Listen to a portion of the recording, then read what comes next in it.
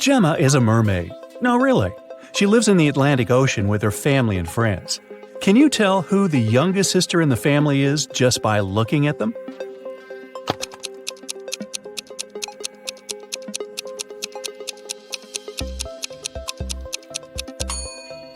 Take a look at the granny mermaid.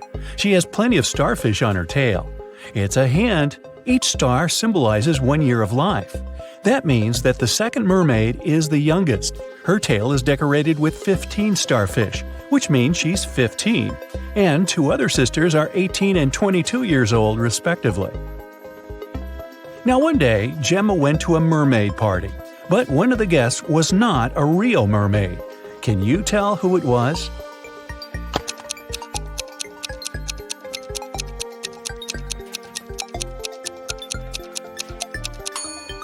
This shark over there is not a mermaid. Gemma's mother, Fiona, owns a cute one-story jewelry store for mermaids. She came to her store early in the morning and found out that the most expensive necklace had been stolen. She called the underwater police. Detective Fisher arrived and questioned Fiona. "I closed the store at 10 p.m. and went home. The pearl necklace was still right there." Detective Fisher identified 3 suspects. The owner of the store next door said, "I closed my door at 8 p.m. and went home right after that." The guard said, "I was on duty last night. Perhaps the thief snuck into the store when I was patrolling another floor." And the cleaning lady said that she'd finished cleaning at 4 p.m. Then she rushed home because her husband was having a birthday party. So, who's lying?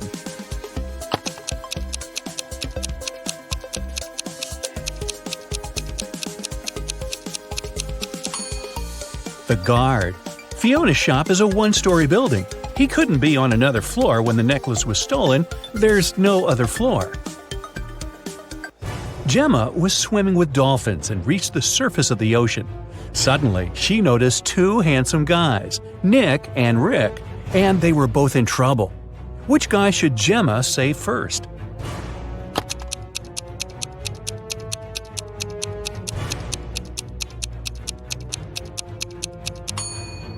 Rick. Although this wooden boat is a bit flooded with water, it's still okay, and Nick can scoop the water out. But this inflatable boat is damaged. Rick will soon find himself in the water, and a shark is nearby. Gemma saved both guys and brought them to the shore. Nick grabbed his phone and took her picture without permission. Gemma asked him to delete the photo because merfolk didn't want people to know about them. Nick said, "Okay, I'll delete the evidence. But first, you gotta crack my riddle. Salty water everywhere, but not sea in sight. What am I talking about? Can you help Gemma?"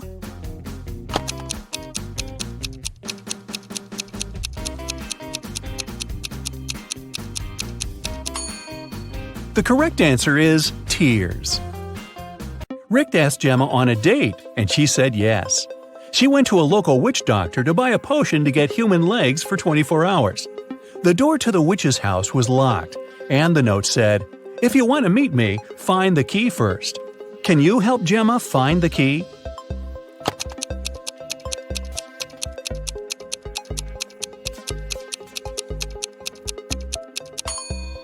Here it is. Gemma opened the door with the key and found another door that required a password. There was a note on the door. What has 88 keys but cannot open a single door? Can you help Gemma crack the code?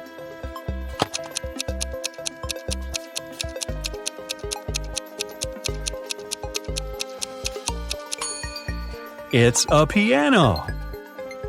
Gemma didn't have any money. The witch offered her this deal. "If you guess my riddle, I'll give you the potion for free. But if you don't crack it, you will be my servant forever. So listen, 2 in a hole and 4 in a pack. 6 in a trio, you see. 8's a quartet, but what you must get is the name that fits just one of me. What am I?" Gemma cracked this riddle right away and got her potion. What about you?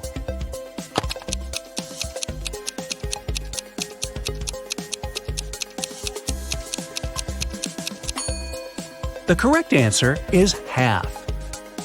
Gemma got the potion, drank it, and turned into a human. There were 3 routes she could take to get to the meeting point. The first path led through a village inhabited by vampires. The second path is full of toxic flowers that could make her lose her mind. And the third path went through an enchanted forest that blocked all magic and canceled all previous spells. Which way should Gemma choose?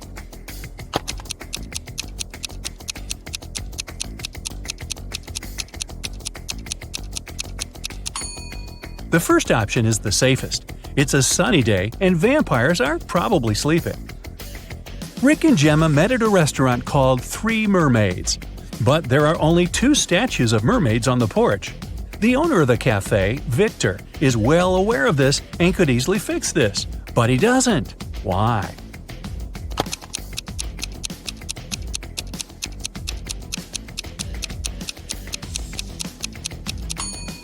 This is his business strategy. Passers-by notice the mistake, enter the restaurant to inform the owner, and often stay for lunch. Rick is a detective at the police station. During his dinner with Gemma, he received an urgent call from work. Jeff, a country house owner, said that his housekeeper had tried to get rid of him. The night before, the housekeeper gave him an apple for dessert. The man took a bite and passed out. He woke up the next morning and immediately called the police. Rick and Gemma went to the crime scene. The housekeeper denied everything. Gemma didn't know who to believe, but when Rick examined the crime scene, he understood who was lying right away. Who's the liar, the housekeeper or the owner?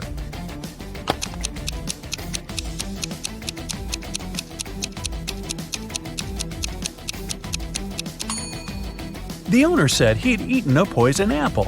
So if it happened the day before, this apple must be brown now. But it's not. The man must have bitten into it just before calling the police. Gemma didn't notice this clue because she doesn't live on land. Rick and Gemma decided to have a picnic in a sunflower field.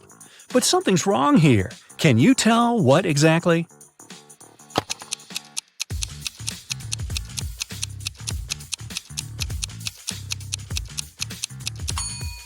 The wind is blowing the clouds to the right, but the sunflowers are swinging to the left.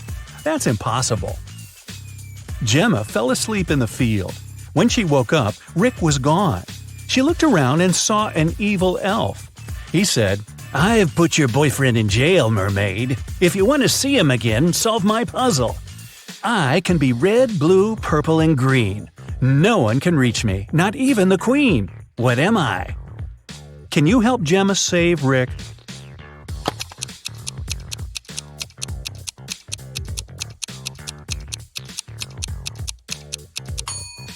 The correct answer is rainbow.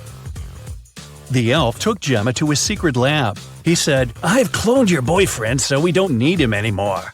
Now you may take him home. Unfortunately, I don't remember which of them is the real Rick, but you know better."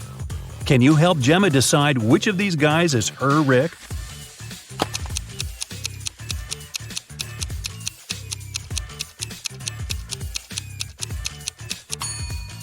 This guy has 3 fingers. This Rick's teeth are too sharp for a human. This Rick lacks eyebrows, and this one has pointed ears. So this one is the only real human. The elf returned Rick to Gemma. The guys rushed away from his lab. It began to rain, and they decided to hide in an old, creepy castle. When they entered the building, they saw a beautiful fountain. That's when Rick and Gemma realized that they were not alone. There were many ghosts in this castle. Can you figure out the exact number?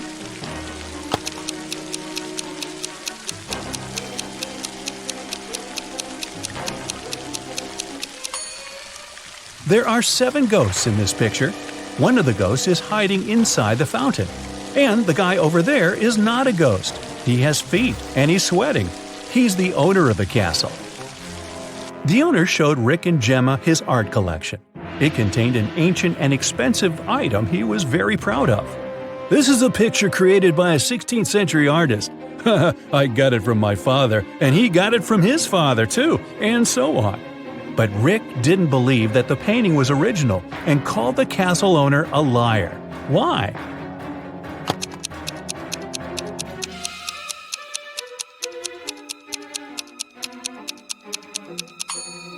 See this plastic cup? It couldn't exist in the 16th century. Well, it stopped raining and the guys decided to leave the castle. But the door had disappeared. The owner of the castle was very angry and offered them only 3 options to escape. There was a tunnel with a fire burning inside behind the first door. Dangerous, angry snakes were waiting behind the second door. And there was a portal leading to a black hole behind the third door. Which door should Gemma and Rick choose?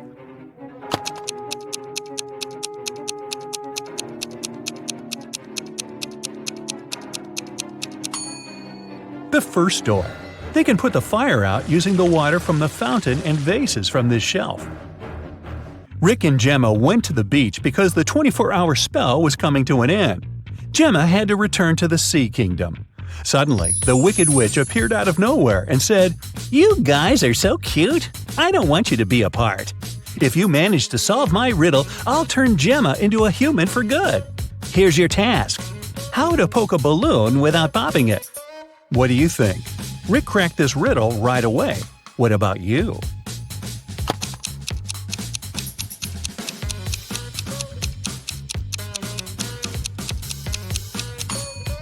The correct way to do it is by letting the air out of the balloon first. Gemma became a human.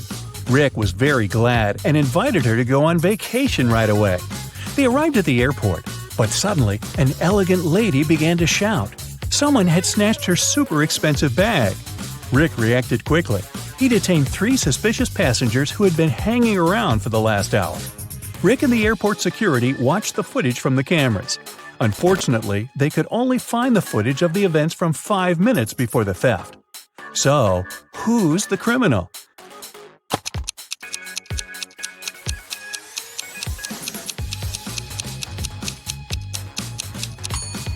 It's the guy over there. The elderly woman's bag only looks bigger because she put her jacket inside. And the stolen bag wouldn't fit in this girl's purse. Gemma was living happily with Rick. But one day, she received this postcard from her mermaid sister. Gemma was horrified. Oh, no. She dropped everything and went back to the Sea Kingdom to save her sister. But when she got there, she saw that her sister was safe. How did she survive?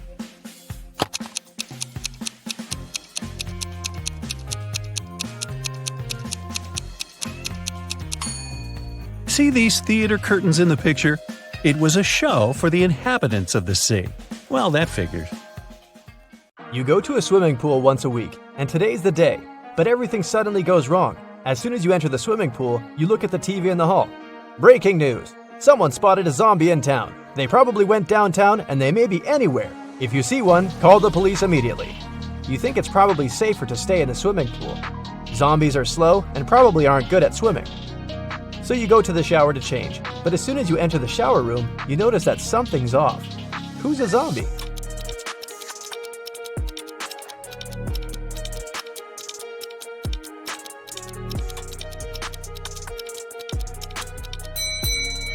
The 2 girls seem completely fine, but there's a bandage on the man's leg. No one would go to a swimming pool if they had cuts or scratches, unless they're a zombie. Once upon a time, there was a wealthy king who hired an artist to paint his portrait. The artist told the king that he wanted to be paid in gold, and he wanted to get paid every day. He also said it would take him 7 days to finish the painting. The wealthy king had only large bars of gold, and he wanted to give 1 bar for his work. But since the artist wanted to get paid daily, he needed to come up with a plan. He had a magic tool that could cut any material, but it was able to make only 2 cuts. How did the king split the gold bar so that the artist got his gold every single day in equal amounts?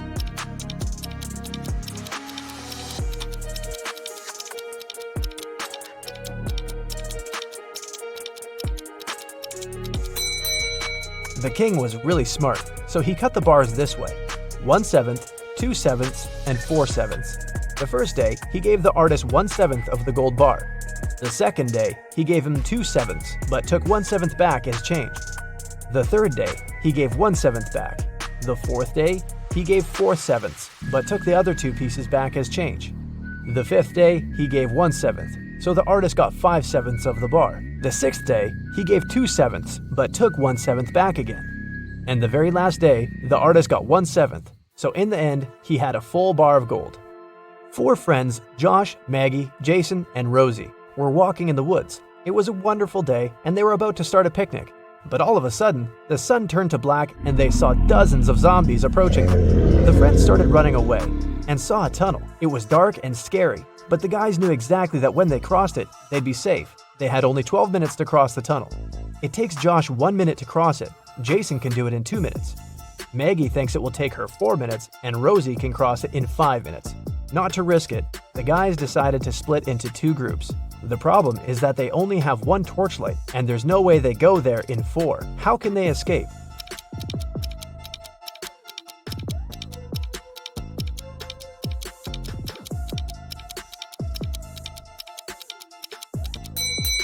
First, Josh and Jason should cross it with a torchlight while the girls are waiting on the other side. It takes 2 minutes, plus 1 minute for Josh to go back. They still have 9 minutes.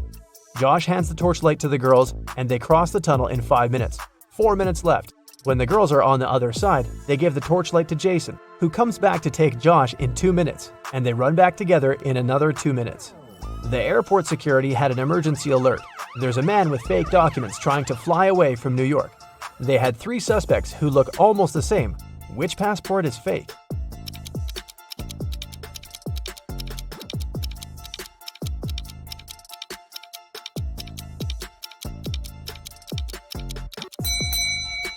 No matter what country a person is from, no passport can have a photo with mountains in the background. All backgrounds should be solid. John's passport has a suspicious photo in it. His documents are fake. Mason is a lifeguard. One day, a girl came up to him asking for help. She said someone had stolen her wallet, which she noticed when she was going to go and grab a soda pop. Mason checked the towel where the girl left her stuff, but the only thing he noticed were her own footprints. Is this girl lying to Mason?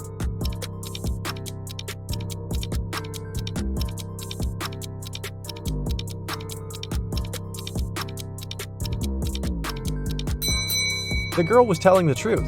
Mason had an eagle eye, and he saw a guy with a fishing rod. He must have stolen the girl's wallet. No one wants to go fish in the public beach. Robbers stole a few precious gems the other day. The police were alerted immediately, but they didn't know where to look for the thieves. Suddenly, they got an anonymous email. Check all the bottles in the cars leaving the town. Best regards, Mr. X. At the end of the day, the officers stopped a car loaded with boxes and bottled water. The bottle bottoms were all covered with paint, so they thought the gems should be in one of them. The level of water was the same in all the bottles, but when one of the officers placed one of them right next to the box, he instantly realized something was off. What was it?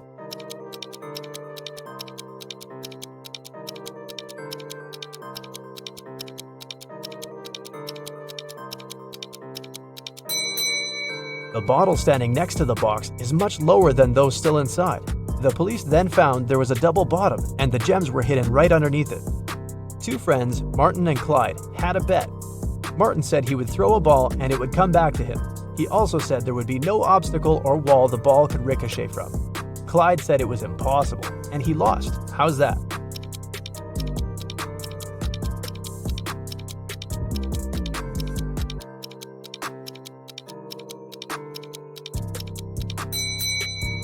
Martin threw the ball straight up.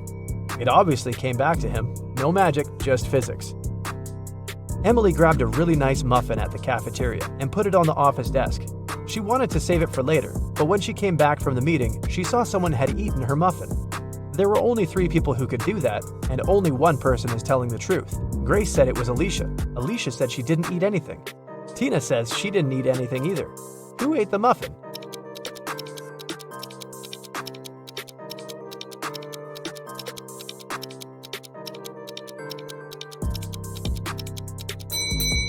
It was Tina. Only one person is telling the truth, and it's Alicia.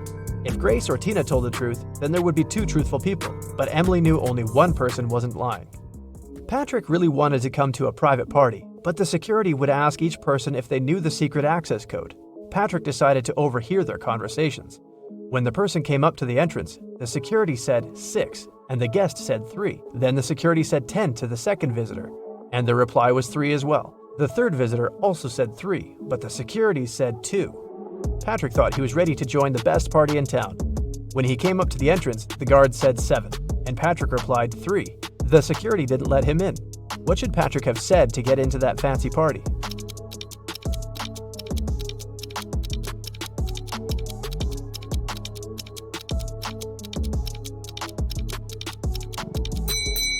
He should have said 5. The guest needed to count letters. 6, 10, and 2 have 3 letters. That's why the answer was 3. In the word 7, there are 5 letters.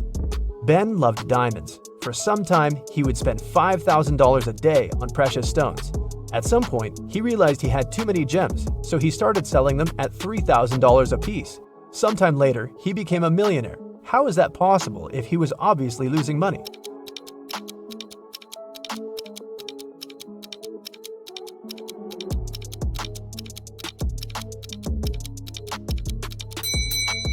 Before his gem rush, Ben used to be a billionaire. Since he started losing money, he became only a millionaire. A vampire moved to a big city where nobody knew him to start a brand new life. Still, he just couldn't help it and started biting locals every single night. People got scared and invited a private investigator to solve the problem. A couple of days later, Detective Reitman had 3 suspects. He decided to visit each of them to find out who the vampire was. After visiting all the houses, he was sure he found the vampire. Who was it?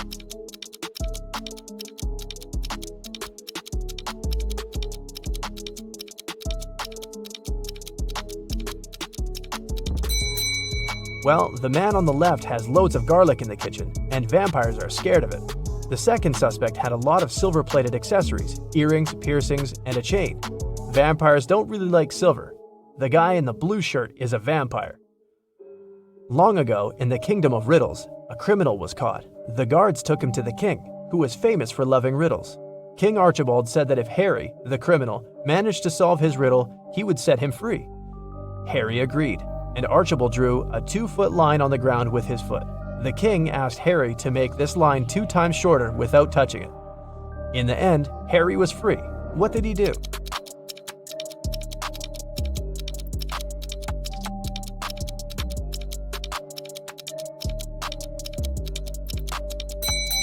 Harry drew a 4-foot line with his foot, so that the one the king drew got 2 times shorter. Karen took part in a TV quiz where she could win 1 pound of pure gold. This quiz wasn't like ordinary ones. At the end of the show, the host brought her 3 large jars. Each of them has 1 pound of pure gold inside, plus some unpleasant surprise. The first jar has venomous snakes inside, the second one is full of acid, and the third one is filled with boiling hot water. Karen can only use her hands to get the gold out of the jars. She has 30 minutes to think. Which one should she choose?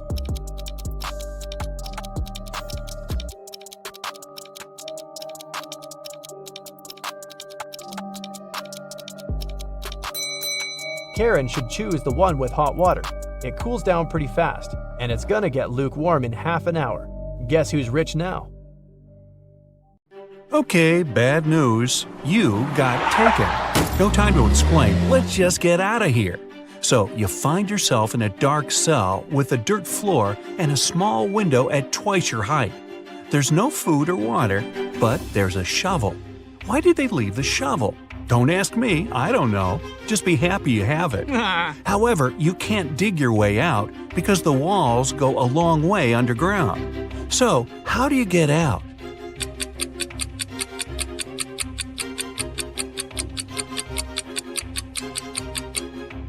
You can still dig and make a high dirt pile that will make you reach the window and get out of there. So you do just that and find yourself in a dark corridor. You have nothing to do but to go straight, hoping that sooner or later you'll find the exit and get out of this creepy place. Half an hour later, you approach a metal door. You have to enter the passcode, but here's a hint. Berlin, 600. Paris, 400. London, 600. Rome, 200. Toronto, what's the passcode?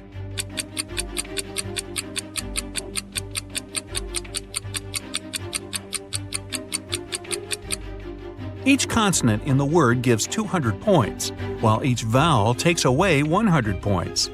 In the word Toronto, there are 4 consonants that give 800 together. 3 vowels take away 300 points. So the passcode is 500. The door clicks and you leave another obstacle behind. Soon, you approach 3 more doors. Behind the first one, there's an iron block with a movement sensor that will crush everyone who enters. Behind the second door, there's an electric shocker that never misses. Behind the third door, there's broken glass all over the floor. Which way do you choose?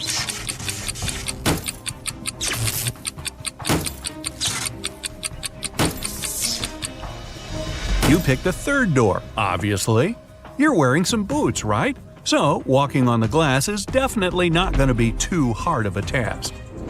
You follow the tunnel till you reach the next room. As you step in there, a metal cage falls down from the ceiling and traps you inside. However, there are 3 buttons there. The red button will open the cage, but it'll also open a door with a hungry lion.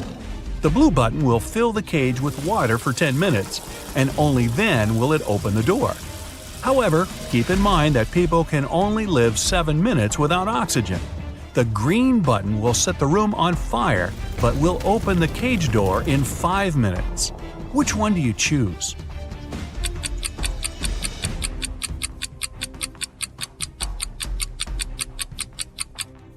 You should choose the blue button. The water won't be able to fill the cage because it will just splash outside. You'll only have to wait 10 minutes until the door opens, and you'll be able to get out safely. You turn right and immediately bump into a huge guard. Your heart skips a beat and you get paralyzed with fear. To your surprise, the guard looks down at you and asks, "Want to pass?" Speechless, you just nod. Okay. You see, no one here wants to play riddles with me. If you solve one of my riddles, I'll let you go and won't tell anyone I've seen you. Deal? You nod again, and here comes your riddle. What is that invention that lets you see right through walls?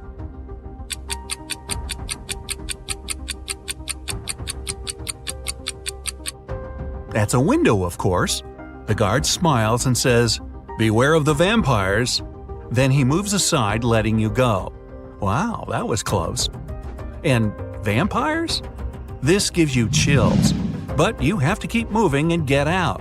And again, another door that requires a passcode.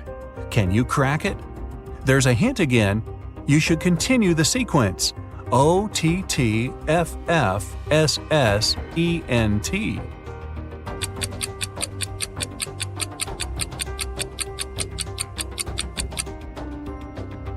Each of these letters is the first letter of the numbers. O for 1, T for 2, T for 3, then 4, 5, and so on. The last stands for 10, so the next 4 are ETTF, 11, 12, 13, and 14. Yep, that's correct. The door clicks open. Move! You get into a huge dark room. All the light comes from the candles the room is filled with. The problem is that there are 4 ways, and again, you don't know which one to take. Suddenly, each of the doors opens and 4 people walk into the room. There are 2 men, 1 woman, and 1 teenage girl. They all say they're prisoners too, and the other 3 are vampires. Who do you trust?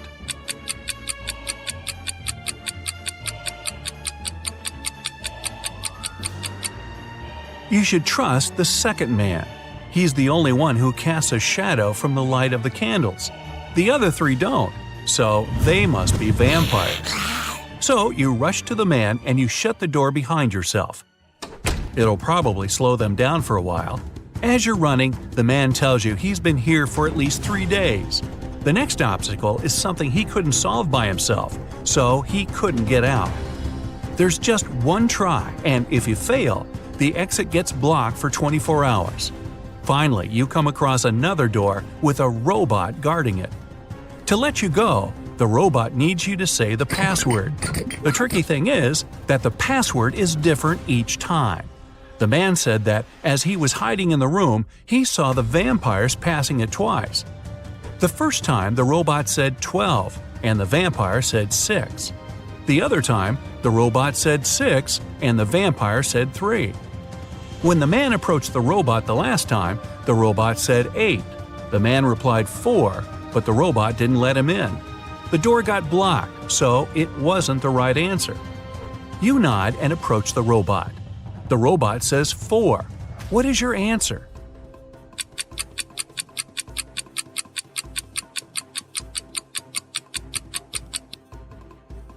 The answer is 4.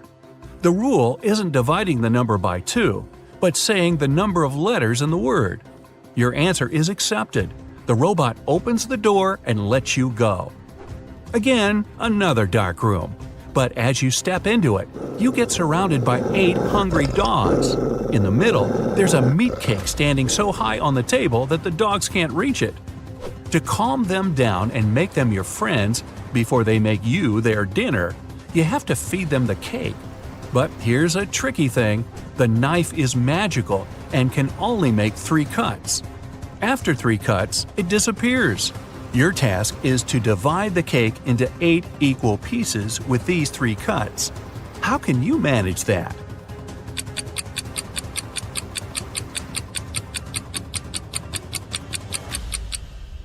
With 1 cut, you cut the cake in half and get 2 pieces. Then you make another perpendicular cut and get 4 pieces. With your last move, you have to cut the cake in the middle horizontally, splitting each of the 4 pieces into 2 at once. Great job! Now, give each of the dogs a piece of cake and get out of there immediately. You rush to the door and lock it behind yourselves. You're in a tunnel again, and this time there's no light at all. You move in complete darkness, putting your hand to the wall so that you know where to go. You walk like that for at least half an hour when, finally, you see some light. You run towards it and come across another massive door that requires a passcode. Luckily, there's a hint again, but there will be 2 questions appearing one by one. To get the passcode, you have to solve both of them and put the answers together. Ready?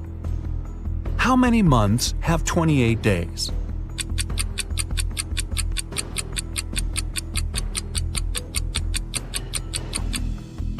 All 12 of them, obviously. Okay, next one. Here's the sequence of letters. S, M, H, D, W. What are the other 2 letters?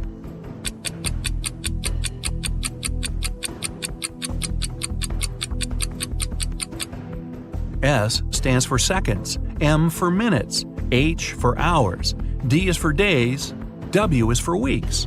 So the next letters are M for months and Y for years. And the full passcode is 12MW. The door clicks and you're outside. Finally! There's actual air and sun. But before you start thinking about what happened and what to do next, a police officer comes up to you. With him, there are 2 ladies wearing paper bags over their heads. "Sir, are you Mr. Jones?" the police officer asks. You reply, "That's you exactly." However, the police officer looks suspicious. "Well, we can't know for sure that you're not one of these criminals pretending to be someone else, so we have to test you. One of these ladies is your bride. Tell us which one it is." And now, you finally remember what happened. It was your wedding morning. You were about to get married, and then you found yourself in that dungeon.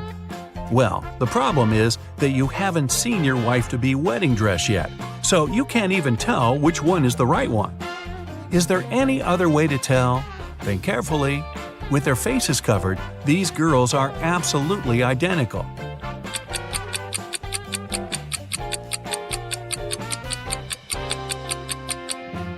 You didn't need much time. You notice that one of the girls is wearing a wedding ring already. However, you and your bride aren't married yet, so she's not supposed to have one. And the one who doesn't have it is yours. Congratulations! The girl removes the bag, and you see that it's really her. Right behind you, the door opens and the vampires walk out.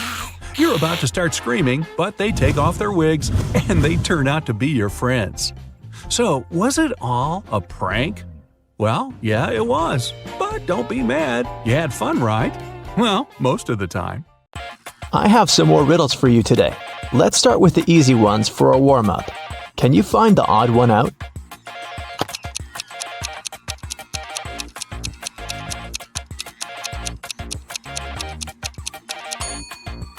Yep, here it is. Here's another one. Find an odd one out here then.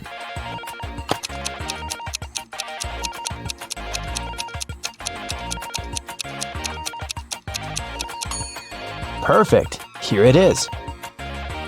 How about this one?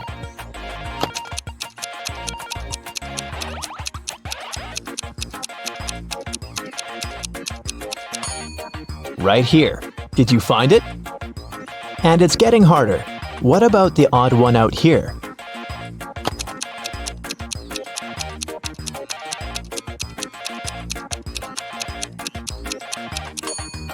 Look, it's this one. All the other hands are the right ones, and this one is the only left hand. Now I'll show you two pictures. Your task is to find 5 differences between them. Ready?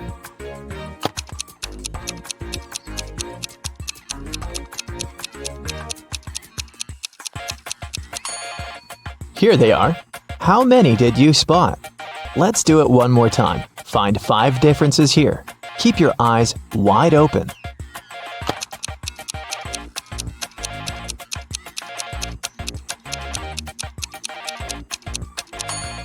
So did you manage to do it? I think you're now prepared for more hardcore tasks. Let's start with decoding. Detective Callum has been searching for a missing girl, Riley, for 3 weeks. He was in his office going through the case for the 100th time when he got an anonymous email saying, "Can you guess what's written here?"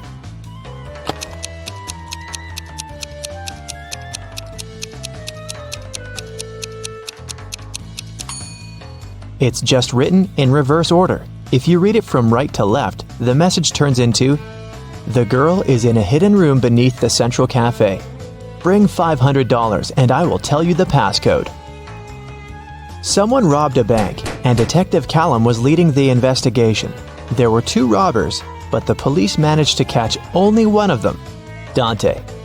Dante refused to name his accomplice, but the police had 3 suspects, Bree, Ivory, and Ronan. Detective Callum took a brief look at them and knew exactly who the second robber was. Who was it, and how did he know?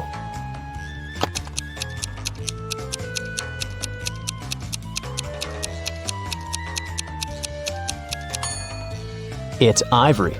Look, she has the exact same tattoo on her wrist as Dante. Holland went to work and asked her boyfriend, Kyler, to walk the dog. Kyler agreed, but then his friend called him and suggested to come over to play a new video game. So, Kyler decided to skip the dog walk and went straight to his friends. Holland and he met right outside the house when they were both going back home. Kyler said that he'd walked the dog and then went to play with his friend. But Holland knew that he was lying. How?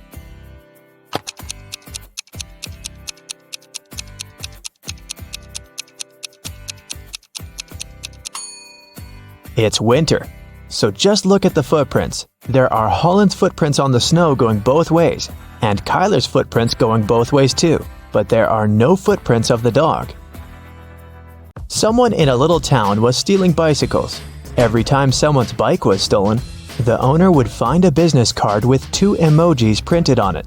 The police had 3 main suspects, Ocean Walker, Rebecca Smith, and Damian Jones. Who is the robber?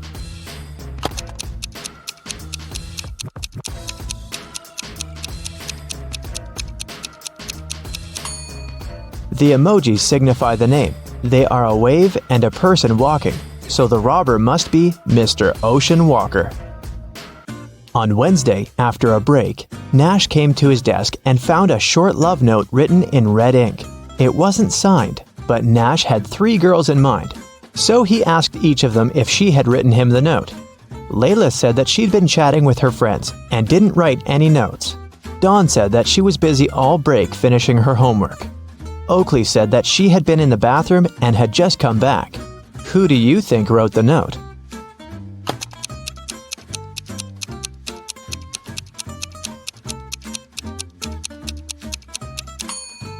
Look, Oakley's hands are covered in ink. It's blue ink, but still.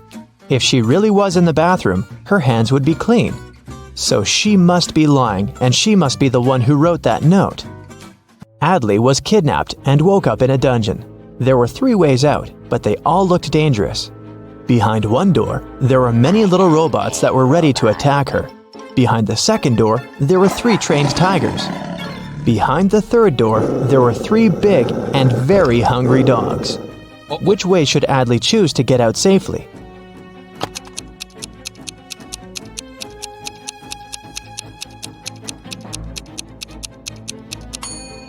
The best choice must be the first door. Although they're robots, they're still super small and probably can't cause her much harm.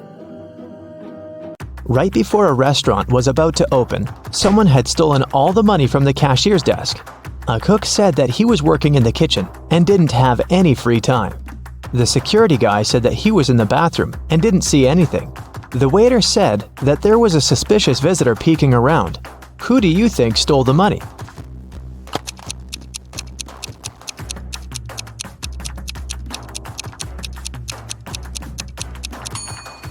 The restaurant was still closed and there couldn't be any visitors, so the waiter must have lied and is probably guilty. Ned works in a club, and his job is to check people's ID cards and not to let suspicious people or folks under 21 in. Take a look at ID cards and help him decide if he can let each visitor in or not. Here's the first one. What do you think?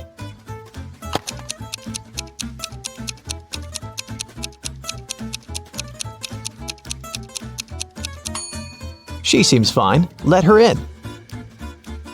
Okay, here's the next visitor. What do you say?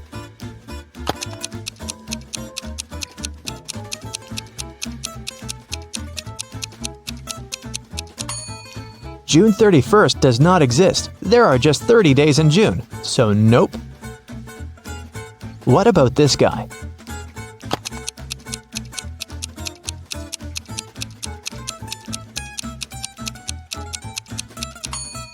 Something is wrong once again. Even though February 29th theoretically exists, there was no February 29th in 1977. It's every year that can be divided by 4.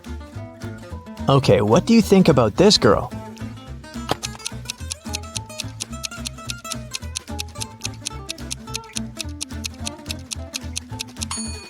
I don't see anything suspicious about her.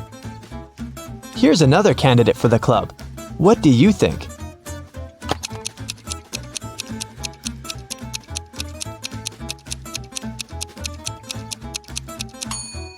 Well, he is 22, and he seems fine to me. Let him in. A student was having an oral chemistry exam and was struggling with his last task. His professor decided to help him and have some fun, so he said that instead of the task, the student could guess his daughter's name. He only had one guess, but there was a hint. He wrote down several numbers: 32, 10, 14, 16. What's the professor's daughter's name?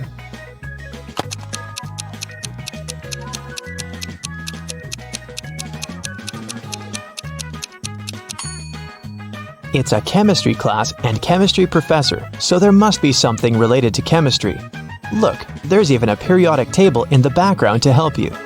The 32nd element is germanium, or Ge, and the 10th one is neon, or Ne, and the 14th one is silicon, or Si, and finally, the 16th element is sulfur, or S. Together, they form the name Genesis. A bank was robbed, but they couldn't find the robber. A week later, at night, Detective Callum woke up from a call from a local shop's owner. He said that he found the money under his terrace. Detective Callum arrived, but there was only half of the money stolen.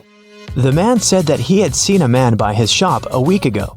It was a full moon, so he could see that the man had red hair and was wearing a dark hoodie. Still, the shop owner was arrested. Why?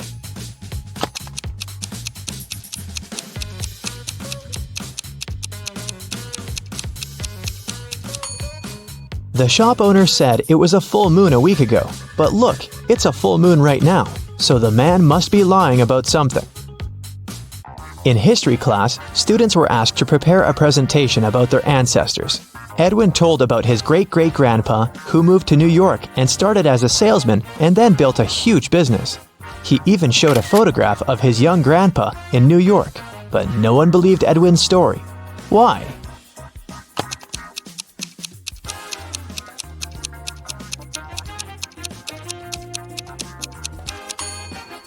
Even though the picture is black and white and looks old, old New York looks very much like modern New York, with dozens of skyscrapers.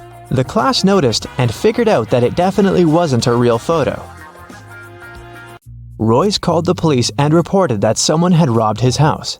Detective Callum arrived and asked Royce to tell exactly what happened. Royce said that he had walked into his room and saw someone getting out of the window. It was still open because Royce didn't care to close it or touch anything before the police arrived. He checked his wardrobe and found that his savings had been stolen. Detective Callum closed the case. Why?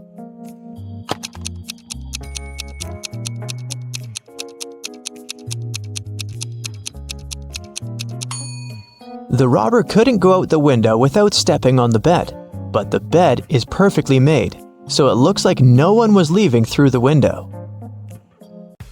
Kaya was studying in the library. She went to the bathroom and left her things on the desk. When she returned, she found that her wallet had been stolen. She called the police and they interrogated the 3 students who were also in the library. Andre said that he had left the library right after Kaya to get a drink from the vending machine and hadn't touched any of her things. Poppy said that she was studying the whole time and not paying attention to anything. Rhea said that she was in the other part of the library looking for a book she needed and hadn't seen anything suspicious either. Who stole the wallet?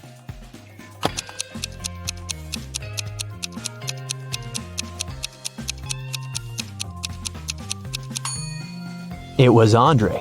He said that he had left to get a drink in a vending machine, but look, there's no drinks in the vending machine, only snacks.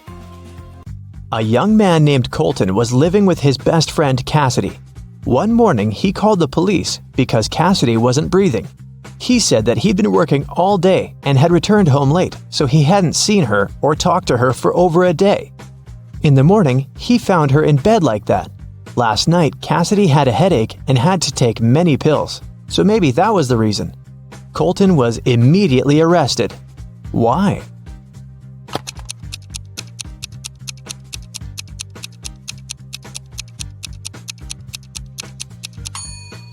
Colton obviously didn't communicate with Cassidy, but he still somehow knew what she was doing in the evening.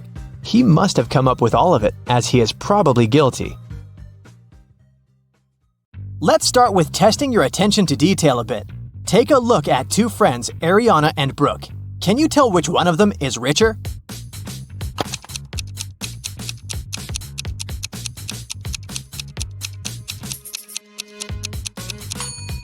It must be Ariana. Look, she has an original Louis Vuitton purse. Cameron and Dean went fishing on a lake in the middle of winter. Here are photos of them. Cameron is posing with just a little bit of clothing when it's freezing cold, and Dean is posing with a big fish he caught. Which one of them is less smart?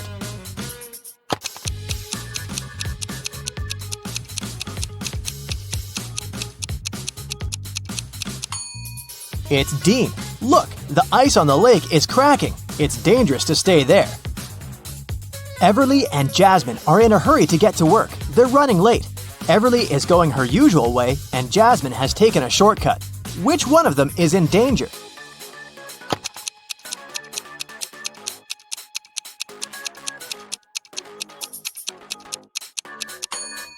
Jasmine, look, she's walking close to some buildings. There are icicles hanging there. It's very dangerous to walk under them. Noelle and Nash are walking outside. Which one of them is in danger?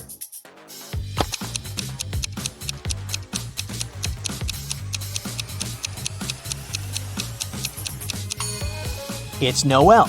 Even though Nash is blind, he has a stick and he'll know that there is a hole. Noelle might not notice this because she's too focused on her phone. For her wedding anniversary, Charlotte received a diamond necklace. Next evening, she was having dinner with her friends and showed the necklace to them. She let them look at it and left for the bathroom. When she returned, the necklace wasn't there. Her friends told her that she had taken it with her. Take a look at the pictures before and after and tell where the necklace is.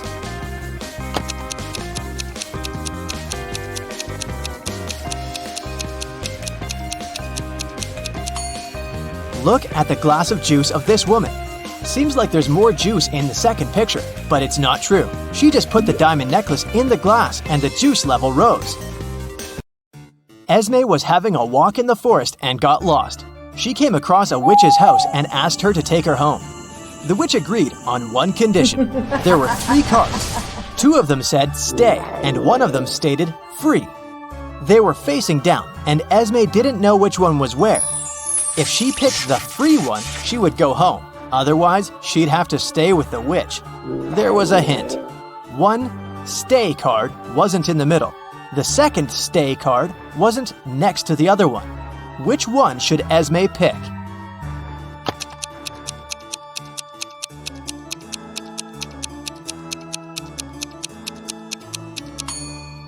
If 1 stay isn't in the middle, it's either on the left or on the right. Otherwise, if the other one can't be next to it, then it's definitely not in the middle, but on the other side. So, Esme should pick the middle card. It must be the free pass. Ava needed to sneak into her mom's computer to delete an email she had accidentally forwarded to her, but the account required a password she didn't know. Luckily, there was a hint, and here's what it said. What do you think the password is?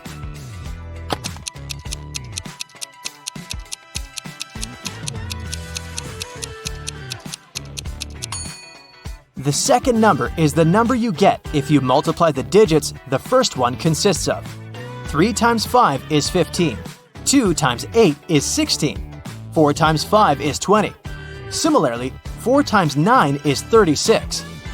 And 7 times 8 is 56. So, the password must be 3656. Gianna owns a factory producing cars. 3 workers can assemble 3 cars in 3 days. How many cars can 1 worker assemble in 1 day?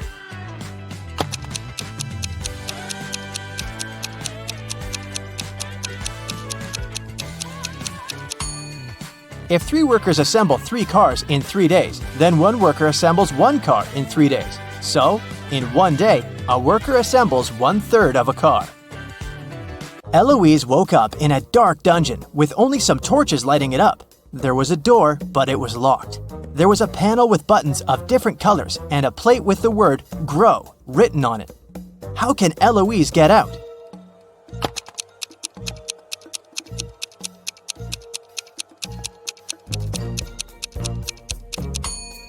The word is the hint, and the letter it consists of are the first letters of the colors of the buttons Eloise has to press, in respective order, which are green for G, red for R, orange for O, and white for W. Miel likes everything to be in perfect order. Her room is very organized, and even her collection of numbered marbles is sorted into 3 boxes. In the first box, there are marbles with numbers 1, 2, and 7. In the second box, there are marbles numbered 1, 4, and 5. 2 marbles in the last box have numbers 6 and 3 on them. What's the number on the last marble in the last box?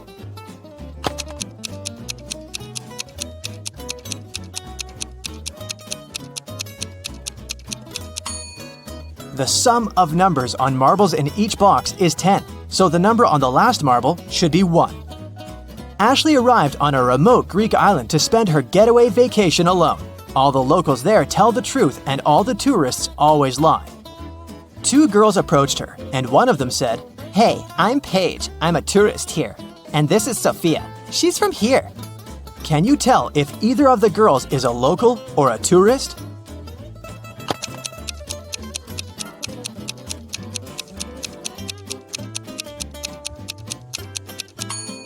Since locals always tell the truth, a local would never call themselves a tourist. So, Paige must be a tourist, which means that she's lying about Sophia being a local.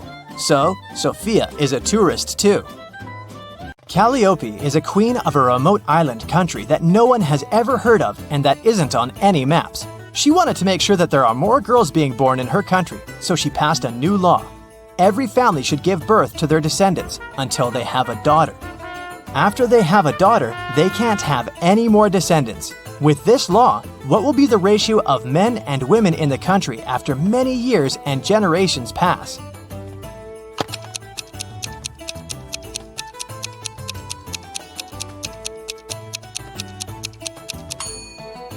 With every birth, there's a 50-50 chance of having a boy or a girl. So, it doesn't matter how many are born in any family, the ratio will always stay more or less 1 to 1.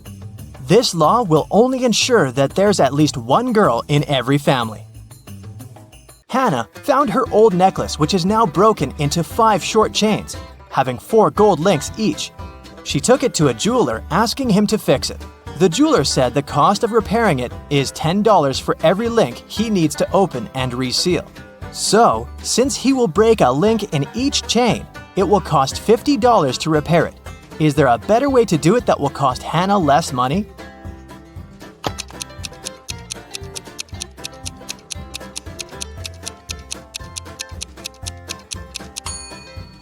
A more efficient way is to break the 4 links in one of the pieces and use each to seal the remaining 4 chain pieces with them. This way, it will only cost Hannah $40 to repair it. Okay, now let's take a little break and have fun. I'll show you some emojis, and your task is to guess which movie they describe. Here's the first set for you. What do you think?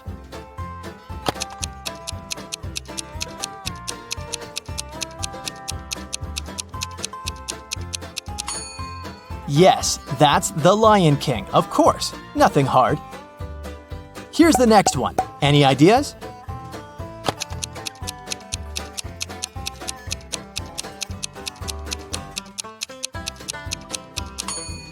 Beauty and the Beast, another Disney classic. This one is my personal favorite. Have you seen it?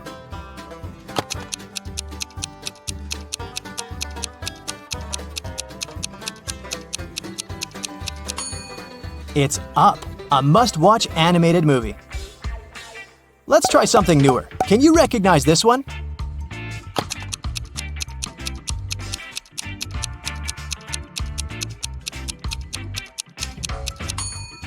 This is Encanto.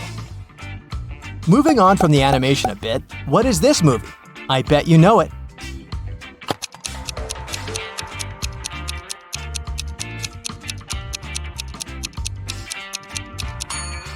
It's Alvin and the Chipmunks, a movie about singing chipmunks. Any ideas here?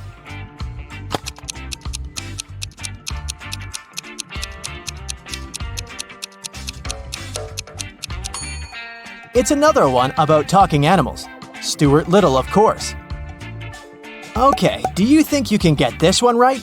Give it a try.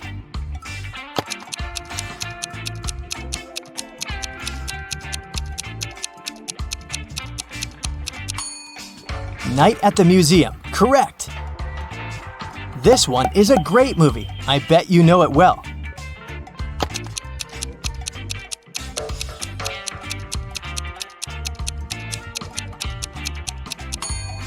Of course, it's everyone's favorite, How to Train Your Dragon. Here's the next one for you to guess. What's your call?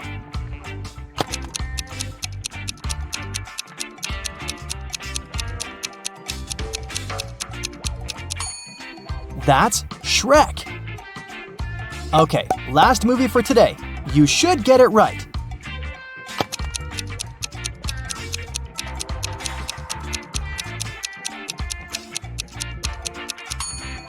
Secret Life of Pets. All right, take a look at the sequence of letters. What are the next 3 ones?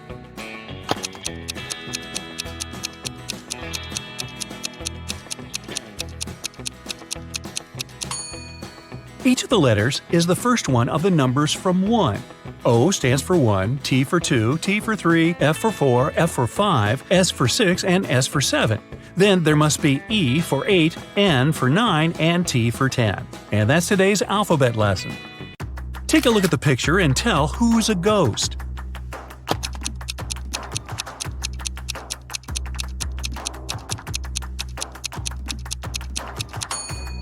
It's the man on the very right. He doesn't cast a shadow. 2 people, Libby and Gray, were chilling on a beach. A police officer came up to them and said that he recognized the bike standing nearby. It was stolen from a man a couple of blocks away. He asked which one of them stole it, but both denied it. Can you tell who's guilty?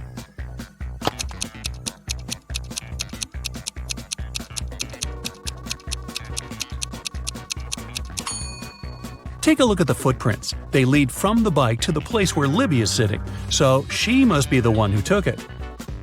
After an accident, Samara was experiencing memory loss. 3 guys came to visit her: her twin brother, her long-lost cousin she hasn't seen for 10 years, and a guy from school who liked her but she never talked to. Take a look at their wallets and decide who is Samara's brother.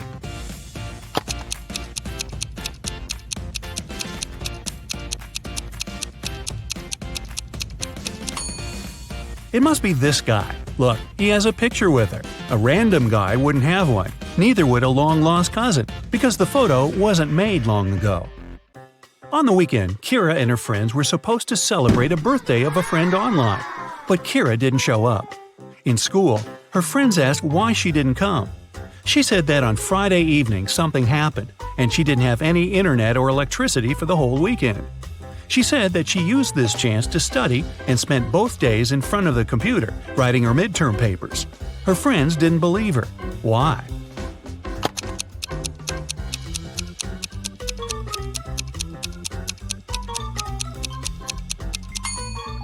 If there was no electricity, she wouldn't be able to work on her computer. A PC doesn't work without electricity, duh, and a laptop wouldn't last for 2 days without charging.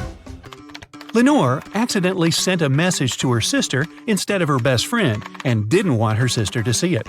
She stole her sister's laptop and tried to delete it. However, the laptop required a password. Luckily, there was a hint: Math 2, Music 2, History 6 5, Drama 2 3. What's the passcode?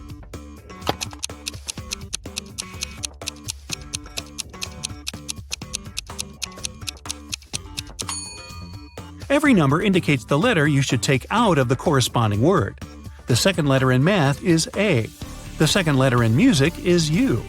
The sixth and fifth letters in history are R and O, and the second and third letters in drama are R and A. The password is Aurora. Esme was walking in the forest and got lost. Finally, like all the other times, she found the witch's house. Yeah, it's like Groundhog Day.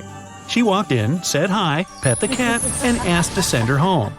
The witch wanted to make a deal. If Esme solves her brand new riddle, she'll help her. If not, Esme will stay with them forever. The witch blindfolded Esme. There was an unknown number of coins on the table. 6 of them were heads up, and the rest were tails. Blindfolded, Esme had to divide the coins into 2 groups so that there was the same number of coins heads up in both of them. How can she do it?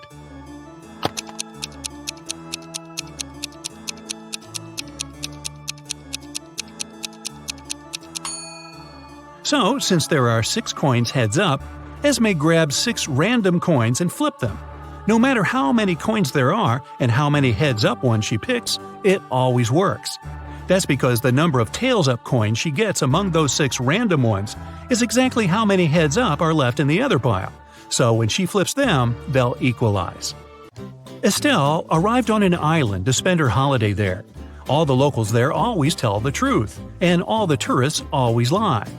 2 girls approached her, and one of them said, "Hey, I'm Sylvie, I am a tourist here, and this is Tessa, she's local." Can you tell if the girls are locals or tourists?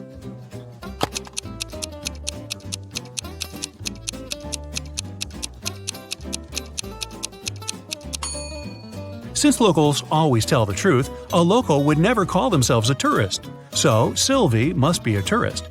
But she must be lying about something. If she told the truth about herself, then she's lying about Tessa. Therefore, Tessa is a tourist too. Miss Virginia Dell was a rich young lady. She loved jewelry and kept a collection of her favorite pieces behind the glass in her dressing room. One morning, she walked in and found that someone broke the glass and stole her jewelry. The detective had 3 suspects: Ms. Dell's cleaning lady, Willow, who cleaned the house every day; Ms. Dell's best friend, Kelly, who had the key from the house; and her cousin Sophia, who was staying with Ms. Dell for the holidays. Willow said that last night, when she cleaned the room at around 10 p.m., everything was all right. Kelly said that she hasn't been in the house for a couple of days. Sophia said that it's not in her manners to walk around someone else's house and steal jewelry. Who stole the jewelry?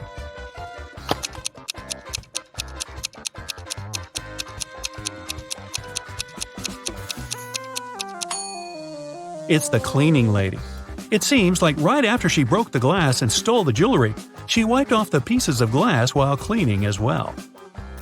It was a stormy night, and Alana and her sister stayed up late watching a soap opera. In the middle, there was a weather forecast.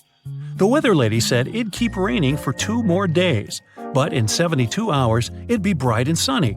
Alana turned to her sister and said that the weather lady was wrong. Indeed, Alana was right. How did she know?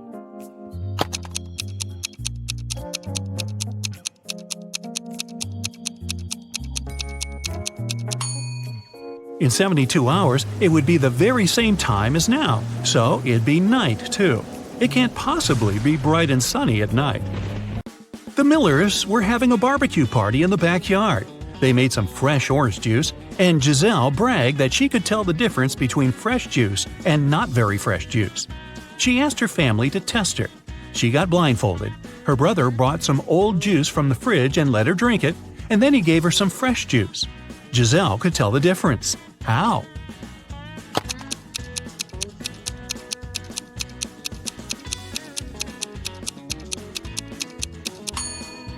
The older juice from the fridge was colder than the fresh one was outside. Mr. Thompson was a strict English teacher who never allowed electronics in class and read all the paper notes aloud in class, so the students had to be conspirative. Once, he read out the following note: 1, 2, 8, 13, 5, 31, 3, 15. I love this book. I used to read it every month. Can you decode what the note says?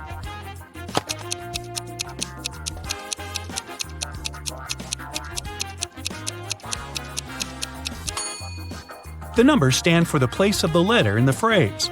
The first one is I, the second one is L, the eighth one is I, the 13th one is K, the fifth one is E, the 31st one is Y, the third one is O, and the 15th one is U.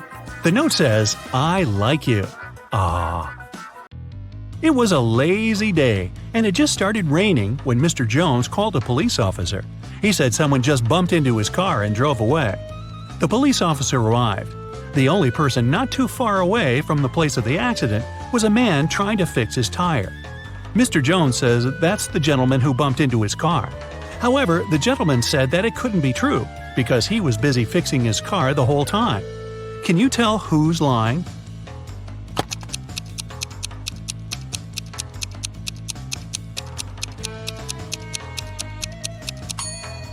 It's the guy fixing his car.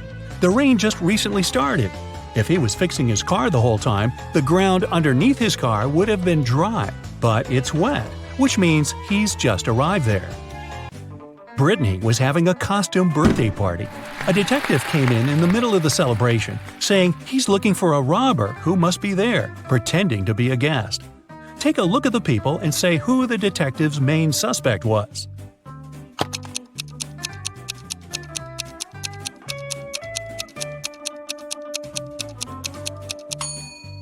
Look at this guy.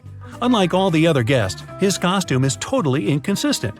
It's a cowboy hat and Joker's jacket.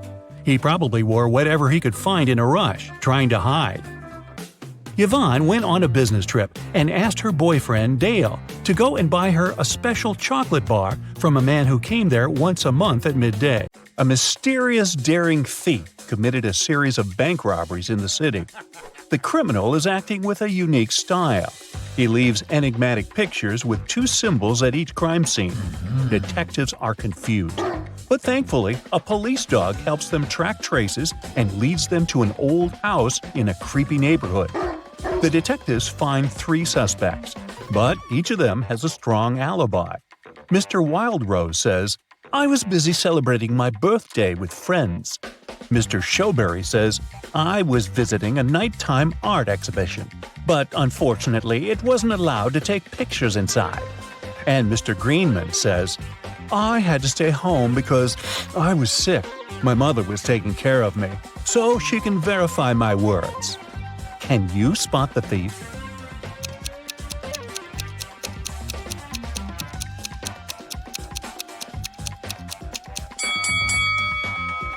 Do you remember the picture of the crime scene? It shows a snowflake and a berry. This hint points to Mr. Snowberry. The detectives arrest Mr. Snowberry. But he finds a way to escape from his cell. The policemen are chasing him around a two-story jail building. Mr. Snowberry hides on the roof and decides to jump off it. Can you guess why he decided to jump instead of climbing this tree?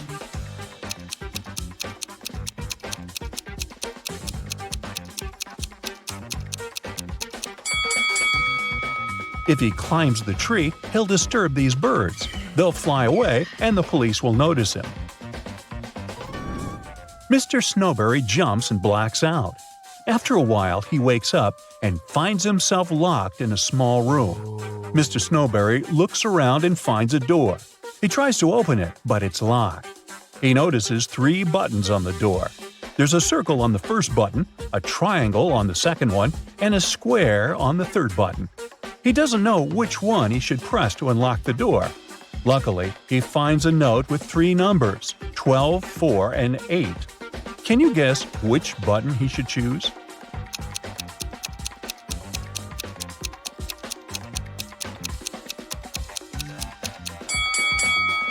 There's a clock right above the door, and it's here for a reason.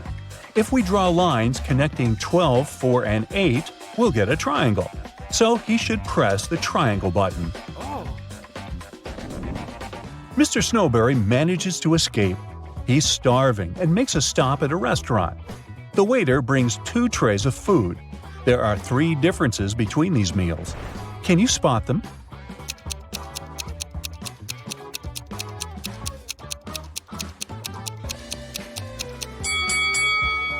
Ready to see the correct answer?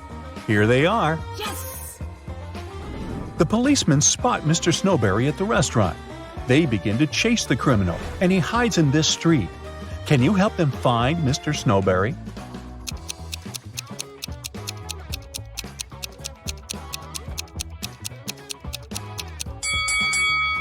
He's over here.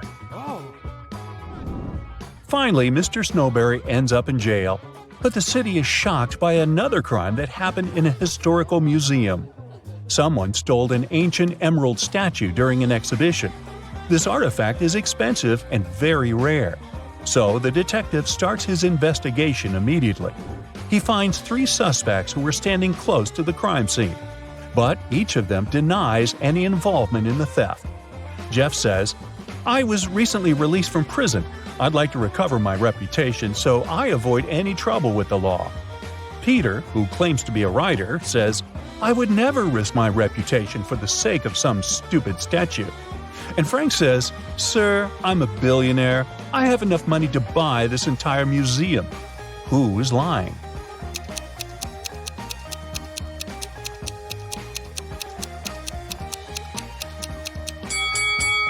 Frank. He said he's a billionaire. Why would he wear a fake brand? Molly's kitten is missing. She's looking for her pet in the park and comes across these 3 strangers. One of them stole her kitten. Can you guess who?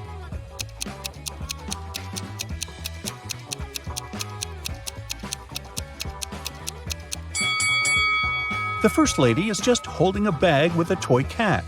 The second lady is pregnant. But the third guy is hiding a real kitten under his clothes. A weird incident happened at Mr. Green's hotel. All the fish disappeared from the aquarium. It's late, so Mr. Green suspects only 4 employees. Bobby, the porter, says, "I spent the whole day carrying guest bags, so I simply didn't have time for any thefts." The cleaner, Amy, says, "When I arrived at work, the aquarium was already empty." The waiter, Harry, says, "I was working all day, so I didn't walk near the aquarium." Meanwhile, Mary, the manager, says, "I don't like fish at all. I prefer dogs." After hearing their stories, Mr. Green knows for sure who stole the fish. What about you?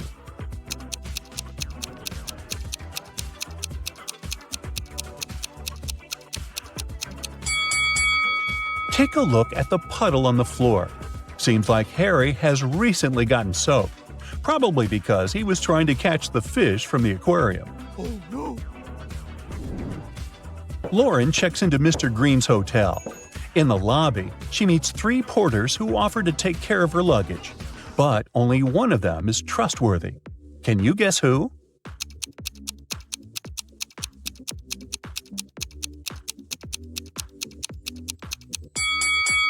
The first porter wears 2 watches, one on his left hand and one on his right. The left watch is too big, so it's probably stolen. Really? It's not safe to trust your luggage to a thief. And the third porter is a ghost. His feet don't touch the ground. Therefore, Lauren should trust the second guy. Me? I'd just get out of that hotel. Anyway, Lauren goes to the local nightclub. Kyle, Tom, and Nick invite her to dance. But only one of them is safe to dance with. What's your guess?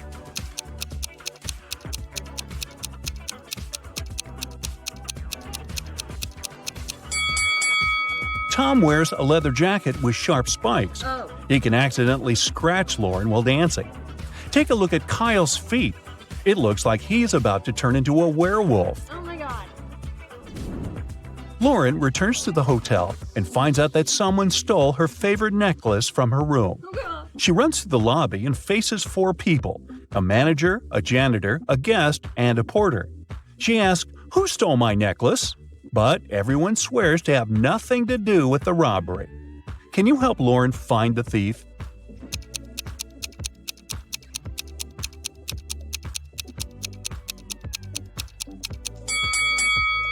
It's the manager. She hid Lauren's necklace in her glass of water. What? The next morning, Lauren is having breakfast in the garden. Suddenly, somebody pulls a paint bucket prank on her. Take a look at the hotel guests. Can you figure out who did it?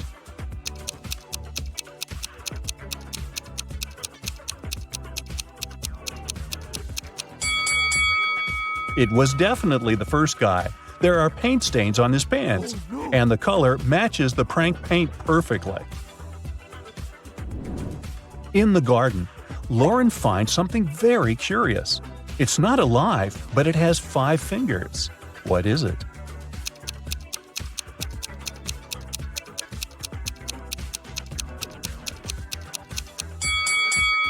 A glove. Mr. Green enters his office and finds a pleasant surprise on his desk. Someone brought a huge box of his favorite chocolates. Yes. Mr. Green questions his employees, but everyone swears to have nothing to do with the gift. The cleaning lady, Glenda, says, "Sir, I haven't entered your office room yet. I was too busy cleaning the bathrooms." The hostess, Holly, said, "I entered your room 2 hours ago to bring some documents. I didn't notice any chocolates." And the manager, Kara, said, "Wow, I had no idea you like chocolates. I started my shift 30 minutes ago and I didn't leave the lobby." Who's the secret admirer? Can you guess?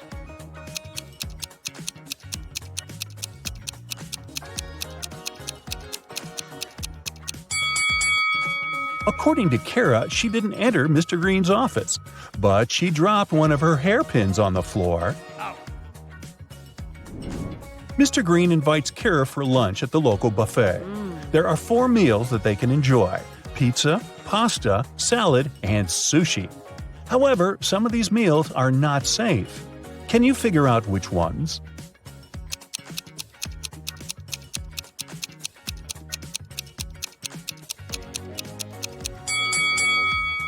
This pasta contains shoelaces, so it's not safe to eat. And there's a bee sitting on the sushi.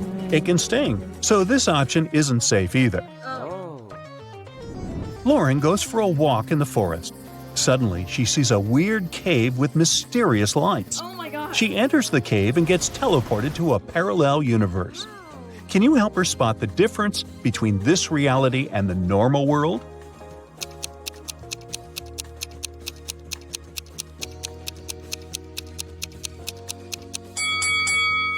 This lady is wearing shoes on her hands. Well, that's weird. Lauren meets a wizard who promises to send her home. But first, she has to crack his riddle. Spelled forwards, I'm what you do every day. Spelled backward, I'm something you hate. What am I?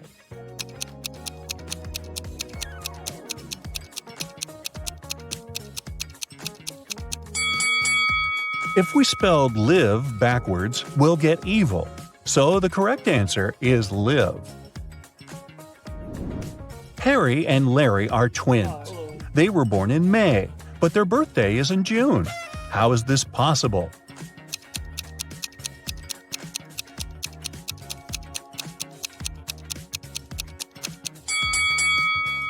Well, it's possible because May is a town. Gotcha. Thirsty on an island.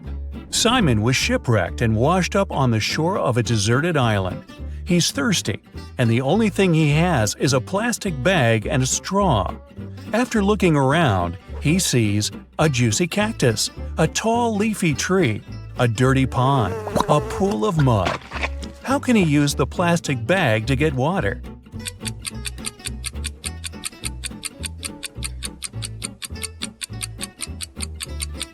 He can't use the cactus. It can be toxic, and without a sharp tool to reach the pulp, the plastic bag is useless.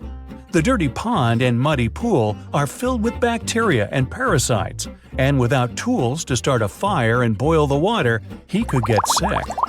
The best bet is the tall, leafy tree. He simply needs to tie the bag on the edge of a branch and pierce it slightly with a stick. The tree will produce drinkable water through transpiration. Oh, that's clever. Where's the waiter? Adam is the head waiter at a one-story steakhouse. On the busiest night of the week, he vanished, and the owner called the police to file a missing persons report. Detectives talked to the last 3 people who saw him. A trainee server said she only saw him when he got to work and parked his bicycle. The chef said he saw the waiter in the kitchen when he came to get a glass of orange juice. The cook said he last saw the waiter going upstairs. After the statements, the police arrested the cook. Why?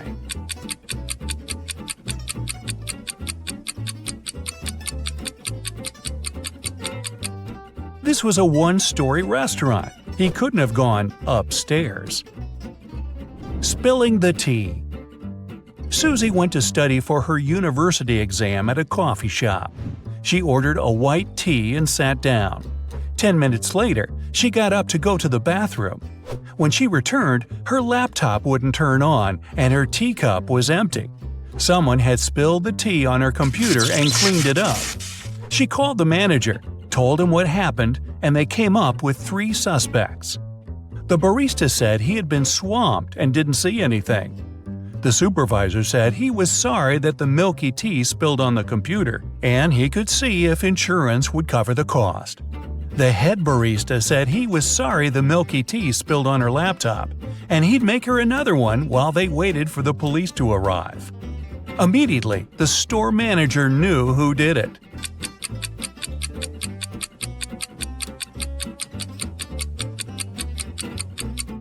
It was the supervisor. He couldn't have known that the tea had milk in it since it was cleaned up. The only person who remembered the order was the one who prepared it. The missing phone. We're at the coffee shop again. This time, Stuart forgot his phone on the table when he left. But once he realized and came back, his phone was gone. He saw a guy running outside the store, and Stuart chased him. When he caught him, Stuart said, "I've lost my device. Did you take it by accident?" The man replied, "I have no idea where your phone is, sir. I was just grabbing coffee." Stuart immediately called the police. Why?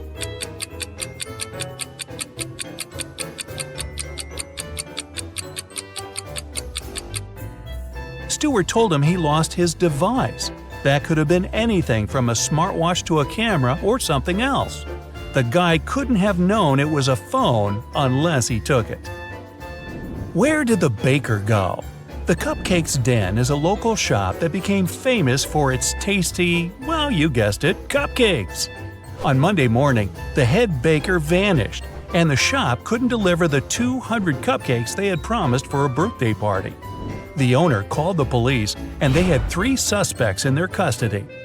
The helper said he had gone out to buy more frosting, but when he returned, the baker was gone. The waiter said he had been cleaning the shop of the massive mess from making the 200 cupcakes. The manager said he was meeting with a new supplier to get more beef jerky at the shop. The detectives knew who was lying. Can you guess it?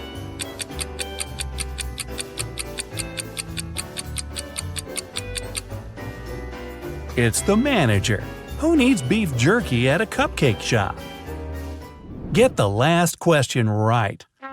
Adam was taking part in a brain teaser TV game show, and he had one last question to answer before winning $50,000. He was tired and decided to call his best friend Luke to help him. The host asked, "If you could rearrange the order of the letters in this word ACIPCIF, what does it show? A country, a city, a large mountain, or an ocean?" Luke answered correctly. Can you?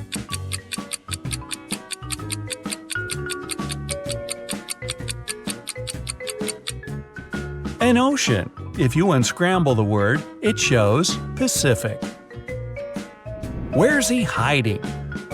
Martin vanished one morning and his family called the police.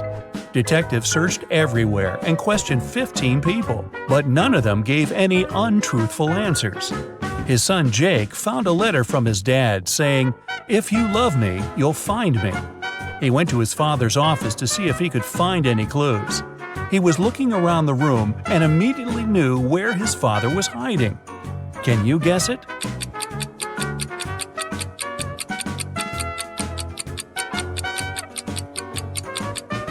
On the wall, there's a picture frame with his dad's cabin, and it's got a hand-drawn circle on it. He must be there. Lost in an underwater cave. Sarah just got her certificate as a cave diver. She decided to spend her afternoon exploring some dangerous underwater ocean caves. While turning left and right, she got lost. She didn't have enough time to look for her way back and continued swimming further. That was when she came across 3 openings. Through the first, there were 45 hungry piranhas. Through the second, a great white shark. And through the last one, a giant box jellyfish. Which is the safest path?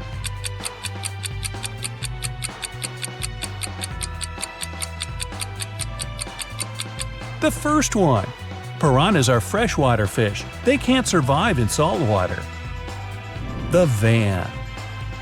Susan was outside watering her plants when she noticed 3 people dressed in black clothing carrying electronic devices from her neighbor's home.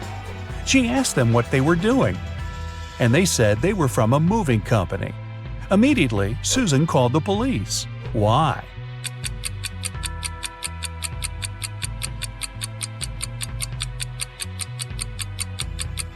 There were no license plates on the van, and movers don't only carry electronic equipment, but all sorts of stuff. The prison escape.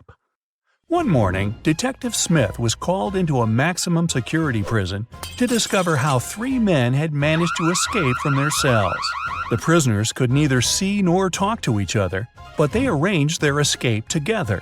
They went to the shower room at breakfast, lunch, and dinner, and only one person was allowed in at different periods. How did they manage to communicate and escape?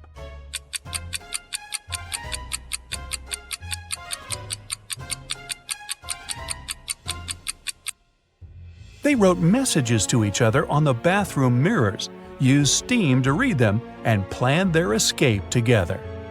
The villa disappearance. It was a cold, rainy weekend. Michael, Susie, Amara, and Luke were spending Saturday and Sunday together playing board games.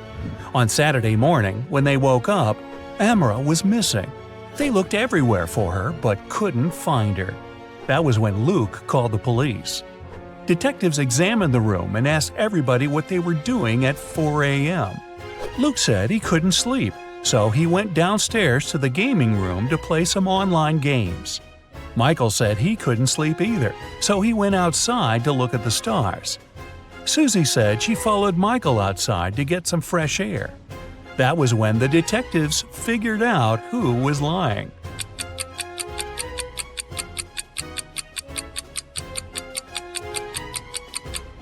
Michael and Susie. It was a rainy weekend, remember? The cursed photo. Alan was on his final stretch to becoming a detective. He passed a bunch of assessments until he reached the last one. This was where his attention to detail skills would be tested. The chief of police handed Alan a photo. He told him, "This is Michael. He's having a birthday party. But something in this photo is very eerie." Alan spotted it in 2 seconds. Can you?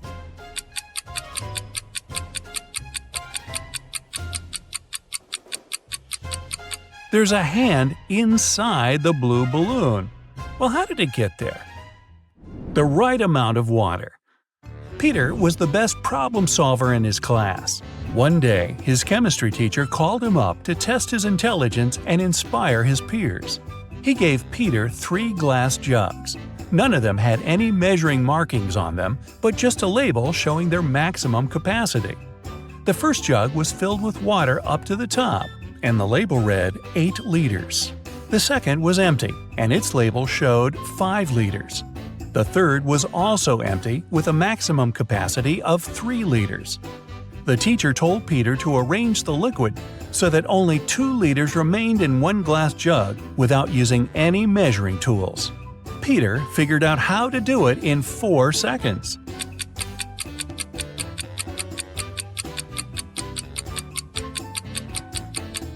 First, he needs to fill the 5-liter jug all the way to the top.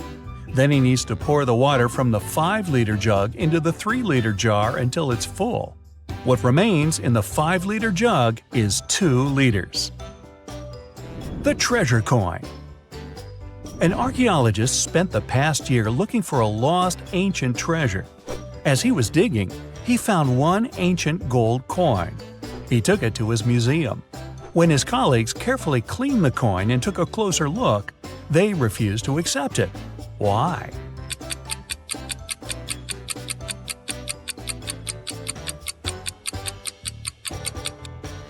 It reads 100 BCE on the back. Ancient people didn't know they lived in that era. Or did they? No, they didn't. Okay, I'll show you 2 profiles. Your task is to guess which of the 2 is fake.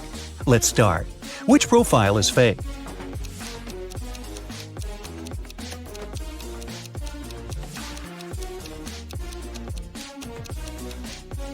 It must be the left one. The girl is only 13 years old. She can't be doing her PhD. What about these 2?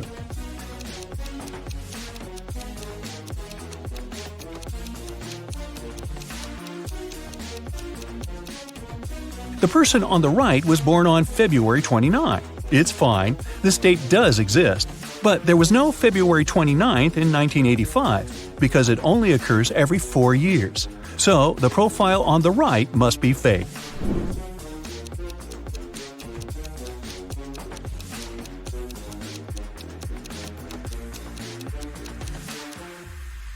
The left profile is fake. Pilots are supposed to have perfect vision, so the guy is probably lying about something. Take a good look at these profiles.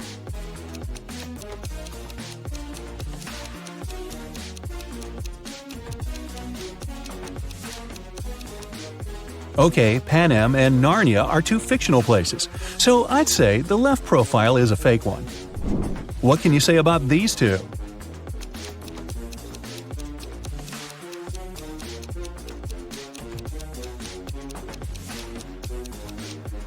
Well, as far as I know, 14-year-olds can't get married in Canada, so the profile on the right is fake.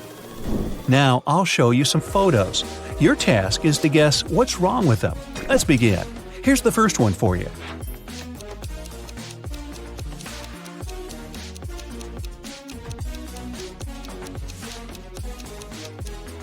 Look, this train is transporting a modern car, but it's the Wild West. There were no cars back then. Can you tell what's wrong here?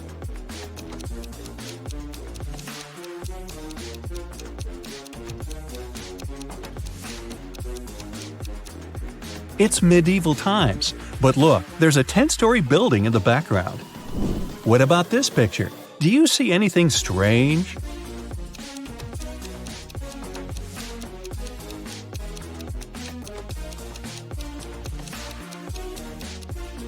The woman is wearing sneakers. Now look closely. What seems odd here?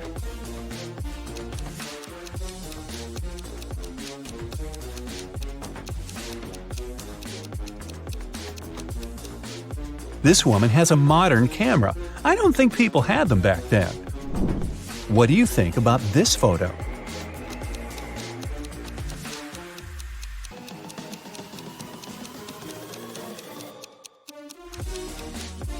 The mountain in the background is green. There's no snow. Keep going. What's wrong here?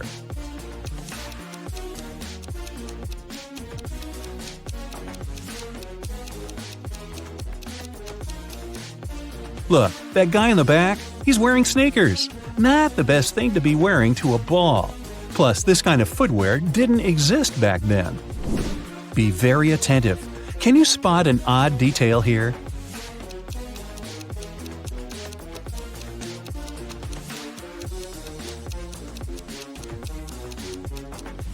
This guy has 3 hands. How handy. Ryan had a crush on a girl from his school, Amelia. Once, he got a note from her saying that she liked him. So Ryan decided to write her back and ask her to prom. Unfortunately, he didn't remember which desk was Amelia's. There were 2 possibilities. Can you tell which desk is the one he needs?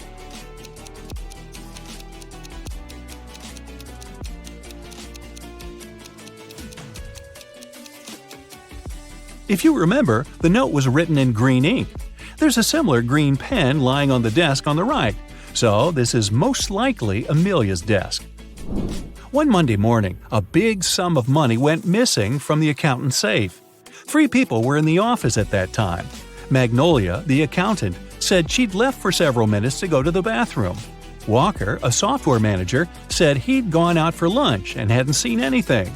Dawson, a cleaning man, said he'd been cleaning the 2nd floor at the time. Can you figure out who's lying?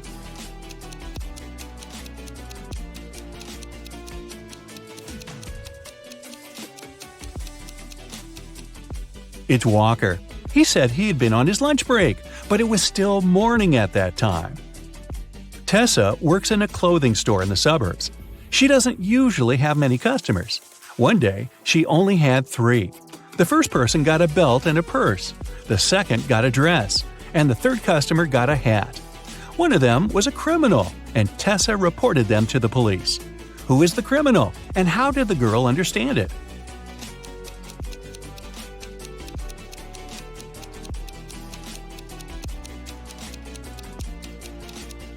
The third customer gave her a $1,000 bill, and such bills don't exist. During her winter vacation, Serena went to the spookiest house in the neighborhood by herself. That was a mistake, because once she entered, the door got locked behind her. She saw 3 ways out. Behind the first door, there was a huge venomous spider. Behind the second door, there was a brick wall. Behind the third door, there was a huge lake. Which way should she opt for?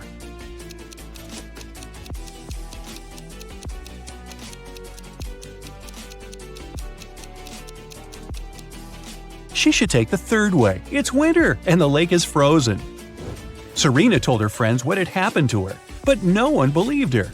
The next day, Leslie went to that house too. The same thing happened. The door got locked, and the girl saw 3 dangerous ways out. A fire was raging behind the first door. Behind the second door, there was an angry ghost.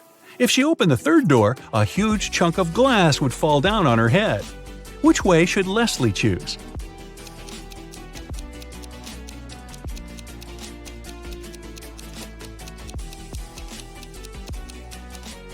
Well, if I were her, I'd choose the second way. Ghosts, even angry ones, can't physically harm you. They can only freak you out. Now, look at the pictures I'll show you and try to find the odd image.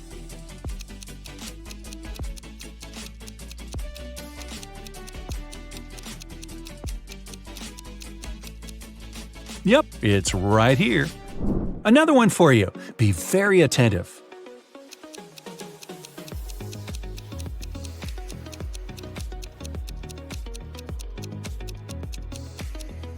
Look, here it is. Now, let's make it harder. Here's a picture of many plants. Can you find 2 that are the same?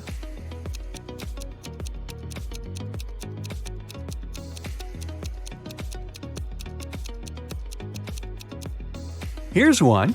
Here's the other. Can you find 2 similar images here?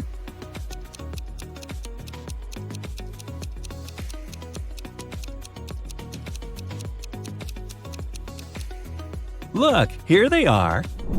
Okay, now I have a maze for you. Can you find a way out?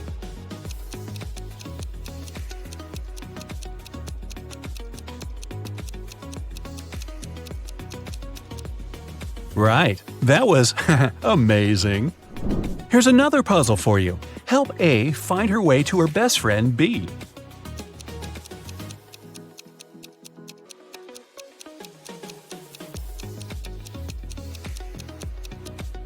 That's how she can do it. And another maze, the hardest one so far. Can you help the dog find its favorite plush toy?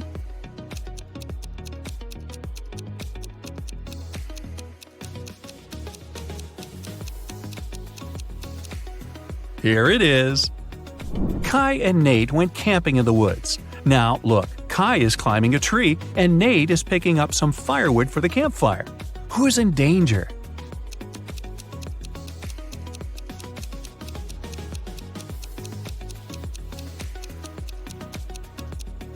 Nate. A bear is approaching him. The guy should be very careful. Ella and Grace are late for school, so they're taking a shortcut. Ella chose to go through the forest, and Grace decided to go across a frozen lake. Who is in danger?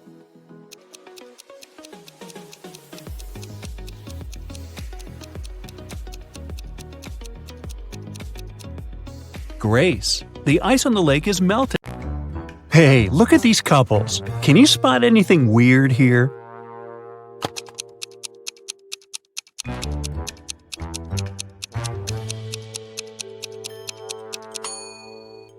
Seems like the only real wife is the one on the right. She looks grumpy, but she is authentically human. Meanwhile, the lady on the left must be a robot. Just look at her legs. A local bank's money was stolen right in the middle of the day. But no one noticed that. Several days later, the room where the money used to be stored was found completely empty. There was just one note saying 7718. The police arrested 3 suspects, Bill, Jeff, and Cody. But the officers didn't know which of them was guilty. They invited a famous detective to crack the mysterious case. And the detective managed to decipher the note immediately. Can you do it too?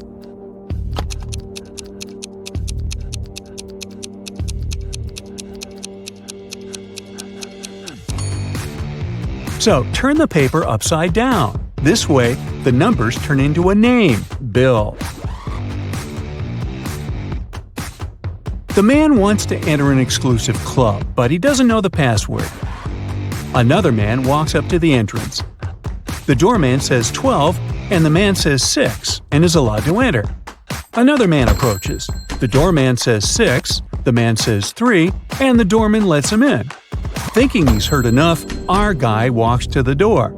When the doorman says 10, he says 5. But he isn't allowed to enter. What should he have said?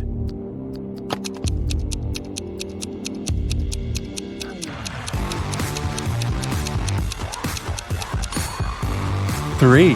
The correct answer is the number of letters in the word the doorman says.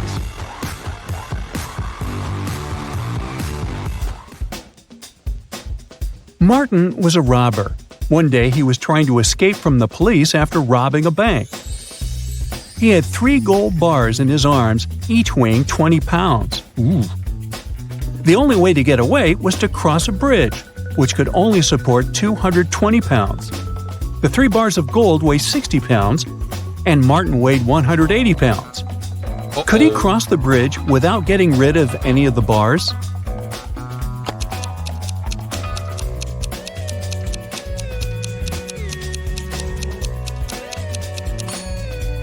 Now, Martin can't leave a bar of gold and come pick it up later, so the only solution is to make those bars fly.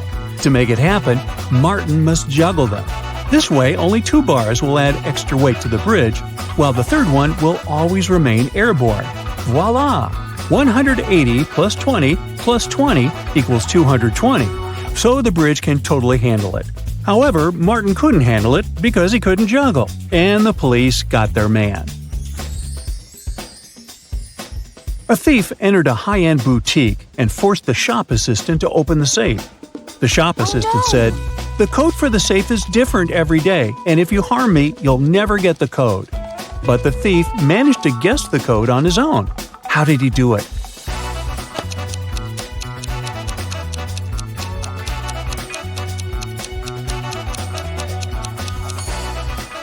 The thief was smart. The code to the safe was the word different, just as the shop assistant said. A wealthy businessman, Mr. Ben Swift, was taken away and locked up in a dark room. His phone had almost no charge. He could only send one message. He knew that someone could be spying on his phone, so he decided to send a message with a code to a high school friend, John Smith, who had a detective agency. He remembered that in high school, they would cipher messages to each other, replacing each letter with the one to the left. So he sent this. Can you guess what it means?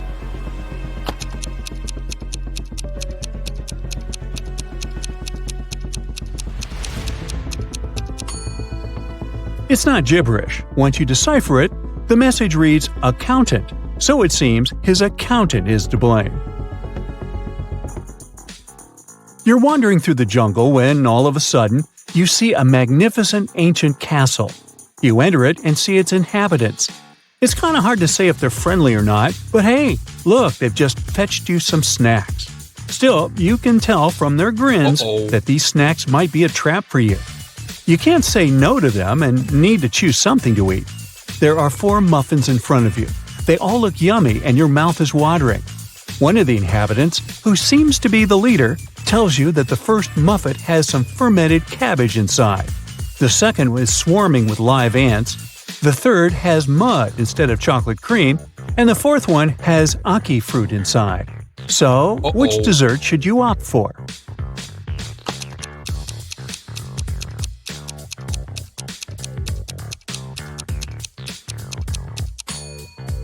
A muffin with fermented cabbage may sound weird, but it's safe to eat. You've tried fermented cabbage, aka kimchi, before and you loved it. For those who love unusual stuff, the fourth muffin is okay too. Aki fruit is delicious when cooked properly. As for the ants and mud muffins, I'd pass. Lucy is a nail technician. Her services are free to anyone who wants to set up an appointment. However, most people still end up paying her. How so?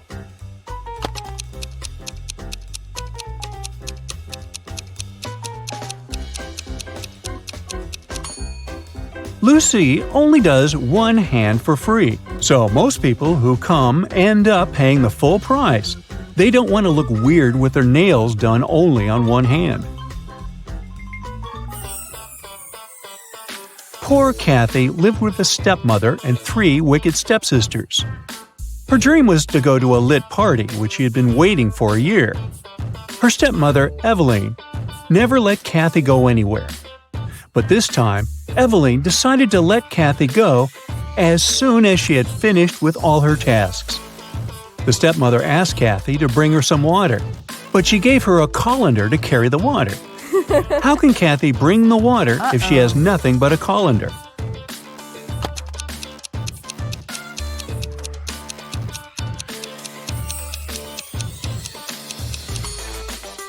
Kathy needs to freeze some water and put it in the colander. It'll take some time to melt. When Eveline gets that colander full of ice, technically, it'll be full of water. Jeremy got lost while driving, so he found the nearest town and decided to spend the night in a hotel. After checking in, he went to the restaurant. Suddenly, the lights went off and everyone fell asleep. The next morning, Jeremy had a terrible headache and he couldn't remember anything. Look at these 2 photos. They were taken before and after the lights went out. Can you guess what happened?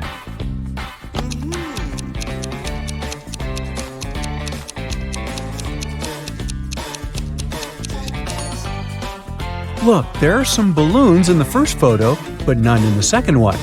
They must have been filled with sleeping gas. Someone wanted everyone to sleep.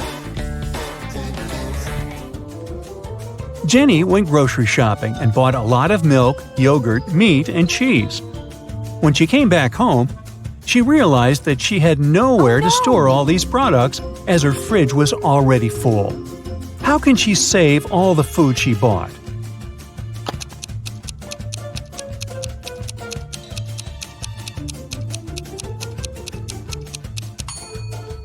Jenny needs to revise the stuff in her fridge. Look, there's a pack of rice, some chips, and even cookies. These products don't need to be stored in the fridge. Once she takes them out of the fridge, she'll have enough space to store the dairy products and meat she bought. Twiggy's got her 2 piggies. Alex grooves with his 2 wolves. And Tony has a pony. They're all on the shore of a vast and dangerous river. They need to get across, and there's only one small raft nearby. But it's not as simple as it might seem. There are 5 rules the guys need to follow. Rule number 1, the raft can only carry 2 of them. Number 2, only humans can row. Number 3, the piggies can't ride with Alex unless Twiggy is around. Number 4, the wolves can't ride with Twiggy without Alex. And finally, number 5, the pony can only ride with Tony. How can they all get across?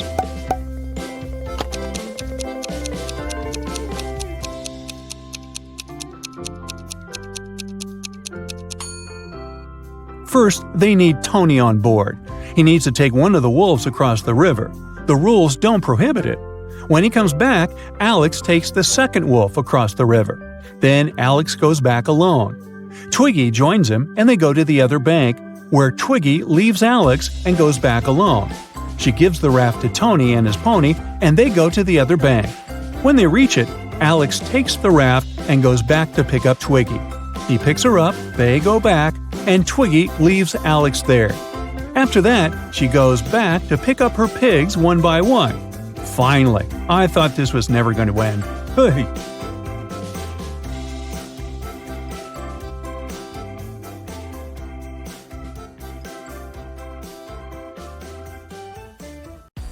Can you find the one and only letter K here?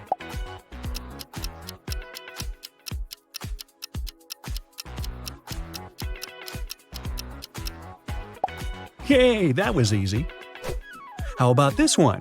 Do you see an L here?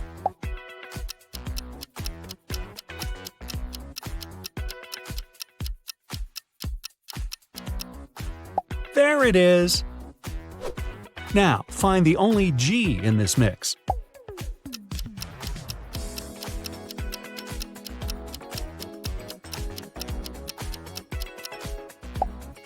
Good job! One more. Now your task is to spot a P.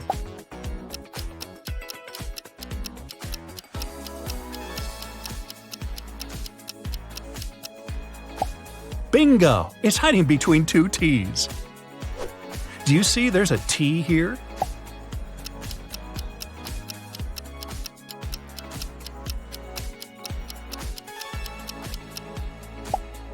Got it! Let's try it with numbers. Can you see a 5 here?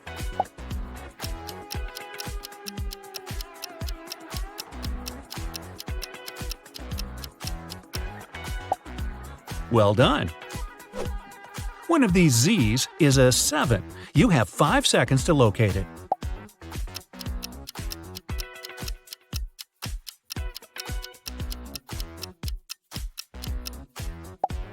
There it is. Back to letters. Can you find a Y among these X's?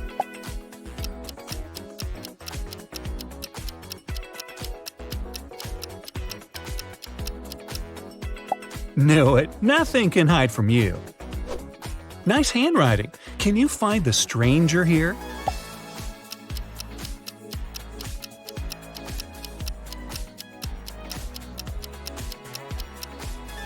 It's a B. Hope you got it. All I see here is a bunch of B's. Can you find the odd one out?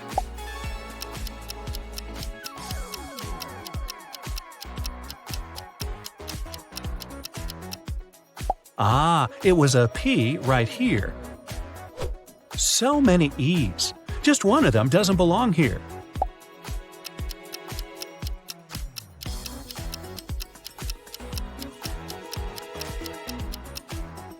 Sure, it's this letter here, which is an F. I saw a few of those in school. All these letters are G's except for one. Can you find it?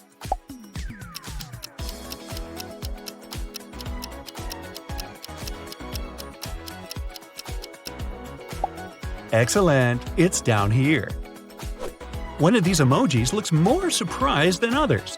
You have 5 seconds to tell which one.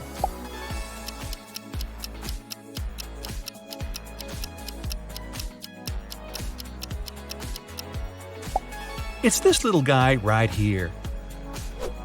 One of these athletes clearly stands out of the crowd. Go get him!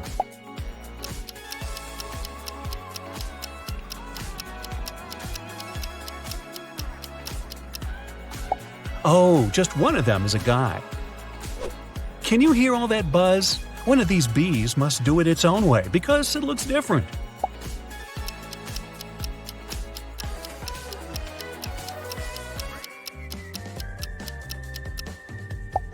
Yay! Found it!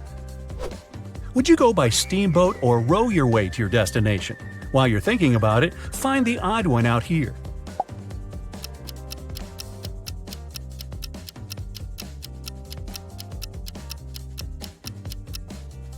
This looks like a cruise liner, so it doesn't belong here. Are you hungry for some snacks? Here's like 100 bananas for you. The one that looks different from the others is the most delicious. Can you find it?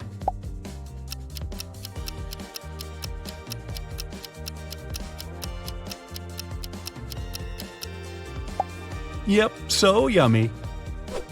You're doing so well here, you deserve some fireworks in your honor. Can you tell which of the emojis is the odd one out?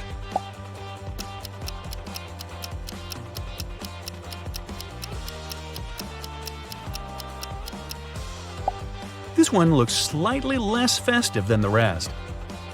A lot is going on here. Can you find the one and only emoji of a tool a painter can't go without?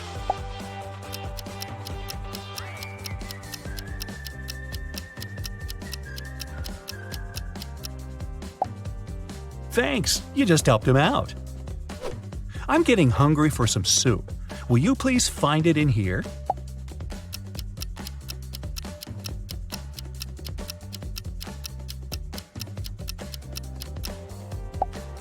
Yay, so good! This game won't end well unless you find the bee and save everyone.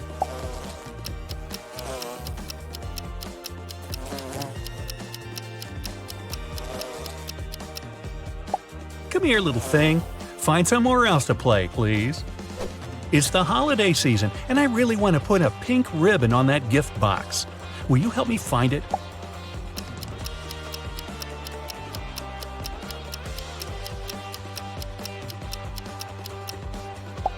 Thanks. Now my niece will love her gift. The heat makes everyone go crazy. Let's see if a pineapple can help them cool down. But first, you need to find it.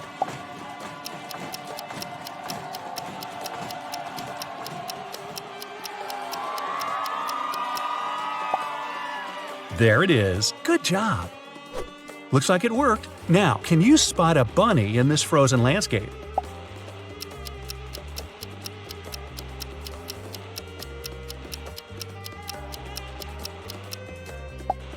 Fantastic. You could be a detective. A wolf definitely doesn't belong among the reindeer. Will you find it and save them all?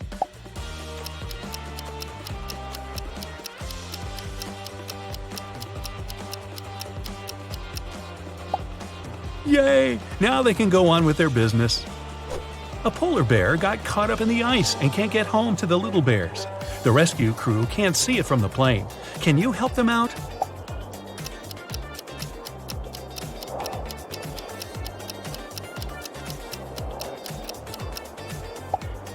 Thanks! You just saved a bear family.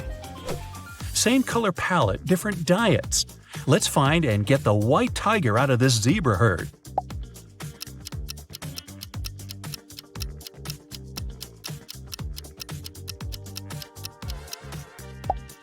Perfect! Go home, tiger.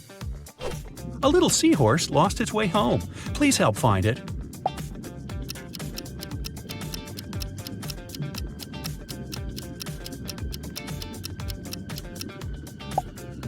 There it is. Attention! A bear managed to get too close to cows. Only you can save them all.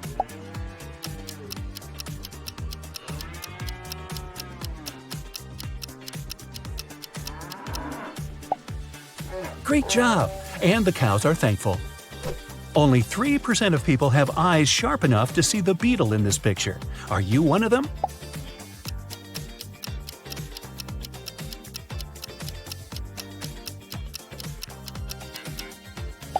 In case you found it, congrats! You're so special. Can you spot a little crab here?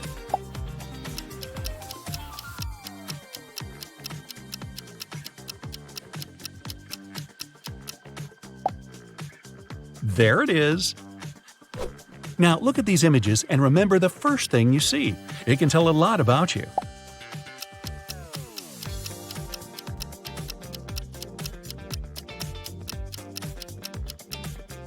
If this one looks like a field with a river running through it to you, you're a well-balanced and realistic person. You have control over your emotions and always think twice before taking a decision or jumping to conclusions. If you saw a sad face here, you probably feel a little lonely at the moment. You need your people in your life to feel better and share everything with them. Try reaching out more when you're feeling low. I'm feeling some serious Egyptian vibes. What about you?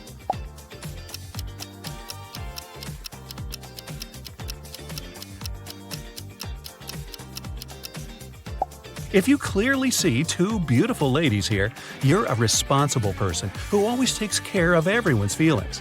You never let a friend down or finish a task late than the due date. Try doing something fun every now and then to take off some of that responsibility. If the first thing your brain decodes here are two birds, there's an older person in your life who is an unquestionable authority to you. You always ask them for advice when you need it and follow it because you respect their opinion and wisdom. How many columns do you see here?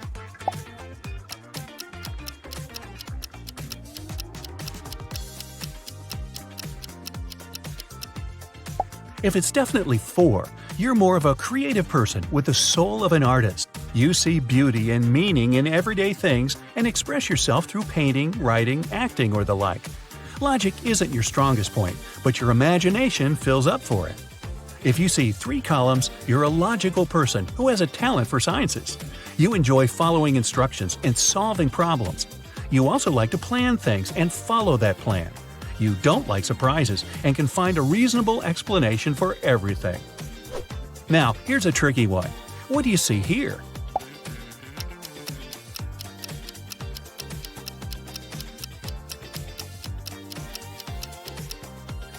If it's 2 faces of older people to you, family is your biggest value in life. You can't spend a day without your loved ones, and their happiness is everything to you. If you don't have your own family yet, you can't wait to start it and give it your all. If you see a room filled with 2 musicians in it, your career is your top priority. It's important for you to express yourself and get the attention and respect of others. You like to try new things and never stop growing. In case you saw a vase here, it's important for you to surround yourself with beauty. You appreciate comfort, and it's not just about the interior. It's also your inner balancing energy that others can feel. You like making this world a better place. Lucas works as an accountant in a furniture manufacturing company. A few days ago, he forgot to put his sales results in the weekly financial report. Fortunately, his boss didn't notice this. So Lucas corrected the document and solved the problem. Yesterday, he was late for work and missed an important meeting with the sales department. He was lucky because the boss didn't come to the meeting either. Today, Lucas hasn't congratulated his boss on his birthday, and he's not the only one. All the company's employees have forgotten about this event. And now, the boss has come to Lucas's office to inform him that he's fired. But why? What did Lucas miss?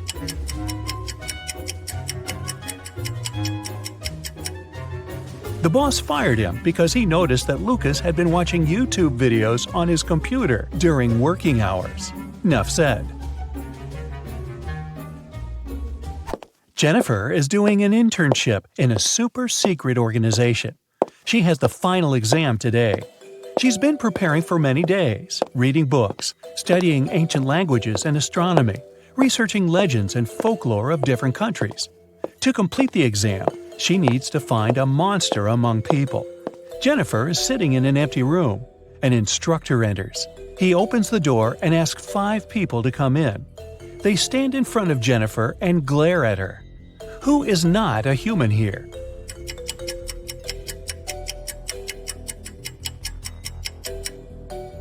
Look at this guy. He has two identical left hands. This girl is floating above the floor. And the instructor? He has a closed eye on his palm, see? Kevin comes to a Halloween party. All people here wear zombie outfits. Kevin notices that some of them behave weirdly. That must be because they're real zombies. Have you spotted any zombies?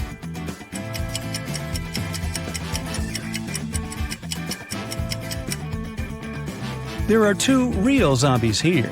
The girl with a glass in her hand. There's an eye floating in her drink, see? The guy over there has a smartwatch on his wrist. The screen shows his pulse rate, and it's 0. One perfume company hires new staff. First, they have to pass an interview and write an essay about their favorite perfume.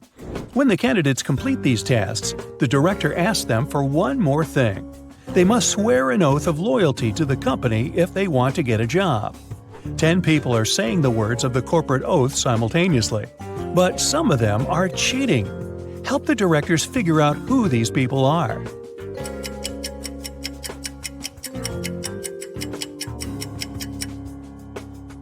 This guy keeps his fingers crossed, and the man on the left is standing with his legs crossed. They won't be loyal to the company, so the director doesn't hire them. Two influential media moguls are having lunch at an expensive restaurant. They're discussing the merger of their companies. The transaction amount is several $billion. They're whispering since the terms of this deal are top secret, and they suspect that someone can hear them. And they're right. Some curious people are eavesdropping on the conversation between the two businessmen. Try to find them.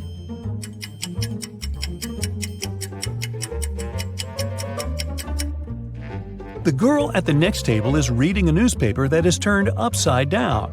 She's obvious trying to overhear what the billionaires are talking about. This guy over there is listening to music, but the headphone wire is not connected to anything. Another girl is sitting at the table in the corner with a cocktail. But instead of an umbrella, there's an antenna in her glass. She's recording the conversation. "Where are my employees?" a boss shouts.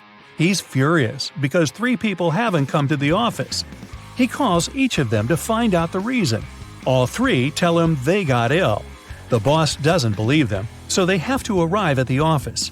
Mary is wearing a warm jacket, hat, and scarf. She sneezes, coughs, and looks sick. Lori is walking on crutches. Her leg is in a cast. Sometime later, Michael appears. He's got a hand injury, and now he can't type. The boss is sure that one of them is faking. Who is it?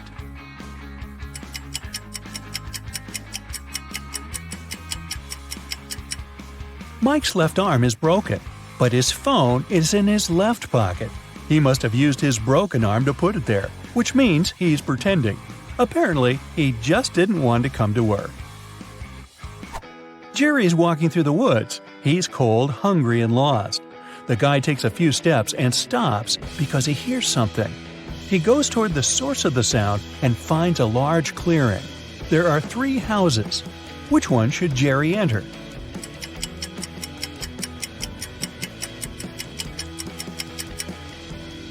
The house on the left is closed from the outside. There's a lock on the door, see?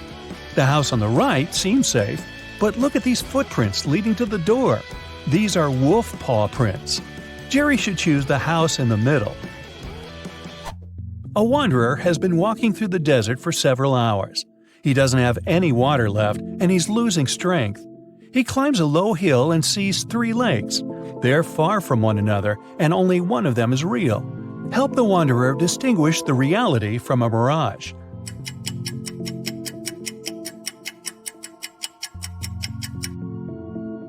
There are palm trees near all the lakes, but only one of them reflects the trees. It means that the lake on the right is real. You're walking along the beach. Suddenly, you hear a scream. A woman is calling for help. She's drowning. You run into the water and swim towards her. As soon as you approach her, you see 3 more people. They're all screaming, but only one of them needs help. The rest are mer people who want to take you to their kingdom. How can you find out which one is human?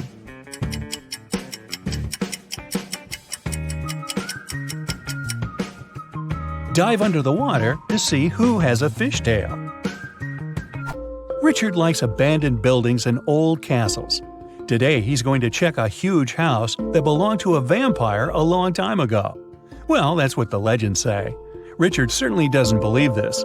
He takes his camera and sets off. It's dark and cold inside the house. Crackling sounds are coming from the corridor.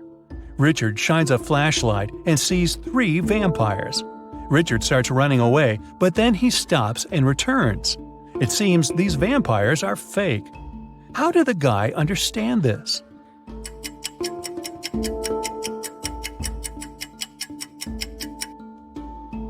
There's a mirror on the ceiling above the first vampire, and he gets reflected there.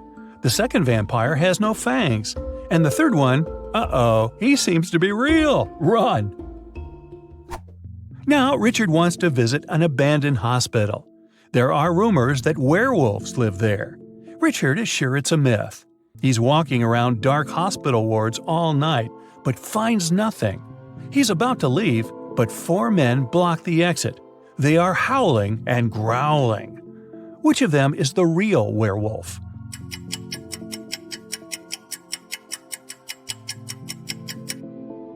No one.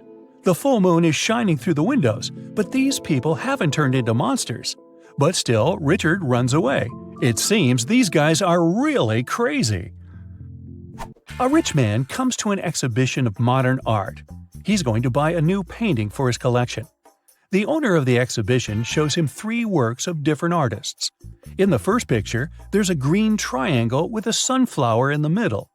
The second painting is of a tiger taking a selfie on his phone. In the third picture, there's a flying house. The collector is sure that one of the paintings is fake. Which one?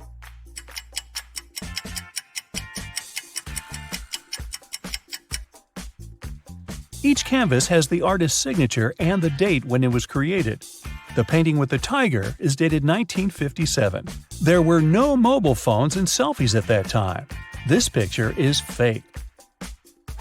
Martin's nervous because today is his first DJ performance at an electronic music festival. He goes on the stage. The crowd is cheering. Martin puts on his headphones and turns on the first track. Music is playing, but people aren't dancing. Why?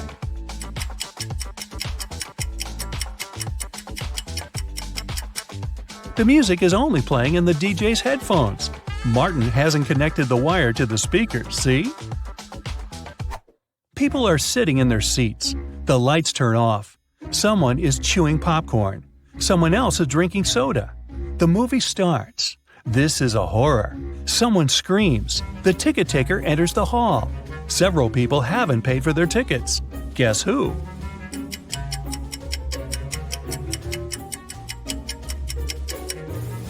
No one has a ticket here. Free entrance, the note pinned to the back door claims. Jack is walking through an ancient, abandoned city in the desert. Treasure is hidden somewhere here. Jack checks the map and finds the right place. He starts digging. 6 hours later, exhausted, he hits something with a shovel. It's a chest. Jack pulls it out of the ground, rips off the rusty lock, and opens it. The chest is filled with ancient gold coins. Each of them costs hundreds of thousands of dollars. Now, Jack is incredibly rich. But he shouldn't be happy because all the coins are fake. Why is that?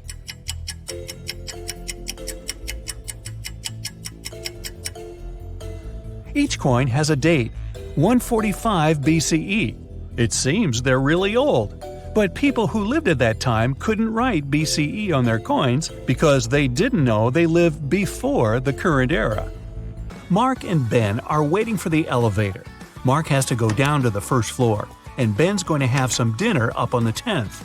2 elevators arrive at the same time, and they both get in different elevators. Well, one of them isn't too smart. Which one?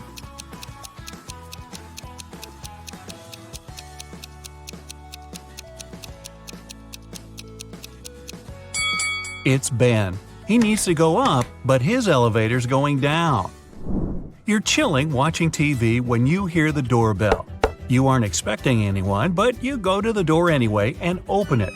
There's no one there, just a basket of candies and a letter.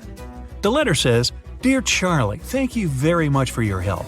I really like you and wanted to ask if you want to go out sometime. All my love, always." There's no name on the letter and you have no clue who it could be from.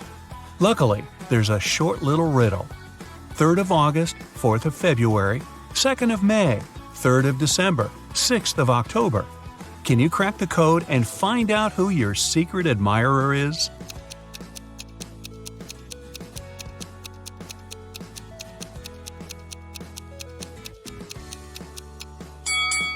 The 3rd of August means the third letter in August, which is G. The fourth letter of February is R. The second letter of May is A. The third letter of December is C. And the sixth letter of October is E. So, your secret admirer's name is Grace. Do you even know anyone named Grace? You open your eyes and find yourself in a dungeon. There are a couple of torches around to light the room up a bit. You walk over to the door and try to open it. But, of course, it's locked. There's 3 buttons on the right side of the door, a red one, a purple one, and a yellow one. One of them will set you free, and the other 2 will lock you in forever. But you're lucky. There's a hint. NTEROWLUTPPB. Buy a vowel, will ya? Which button should you press to escape?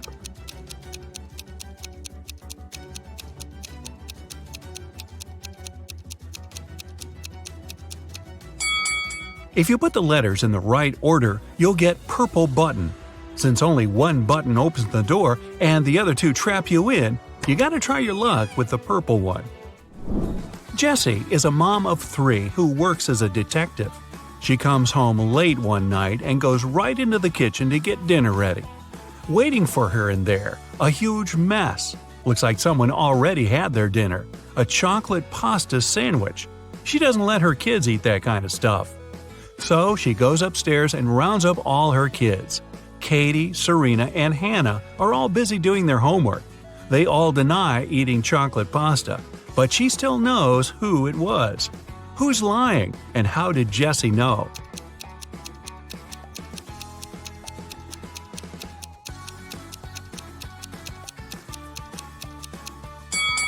Back in the kitchen, the knife's on the right-hand side of the chocolate pasta. That means the person who made the sandwich is left-handed. She has only one left-handed kid, and that's Hannah. You get lost in the forest, and you end up wandering around the whole day. Finally, at sunset, you come across a small and spooky house. Looks like a witch lives there. You have no other choice, so you go in and ask her to show you the way out of this crazy forest. The witch agrees, but on one condition. You have to play a game. If you answer correctly, she lets you go. If you make a mistake, you have to stay with her forever. Here's the question. You have something that's yours. You barely use it, but others use it a lot. What is it?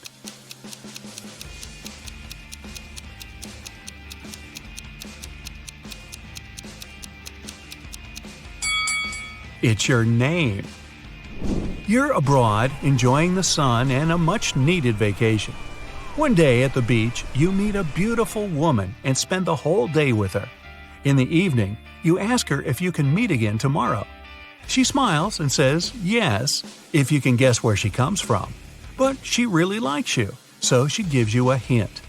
The place I'm from is 2 of Armenia, 1 of Germany, 2 of England, 1 of Turkey, 2 of India, and 1 of Australia. Can you guess where she's from?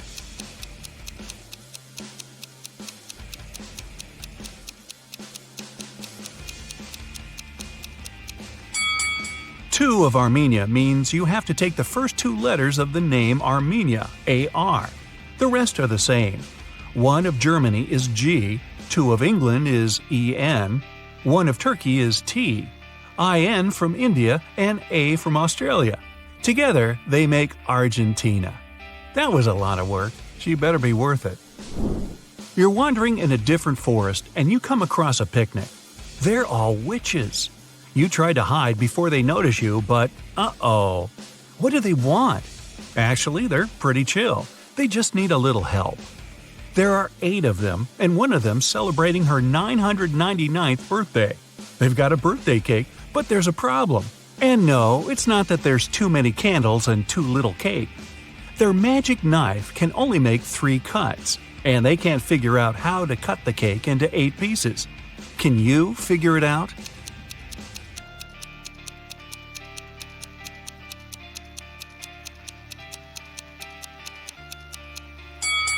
First, cut the cake in half. Then make another cut so there are 4 equal pieces. Now, cut the cake sideways through the middle so it has 2 layers. Now, everybody gets a piece. Helena finally got herself a new guitar.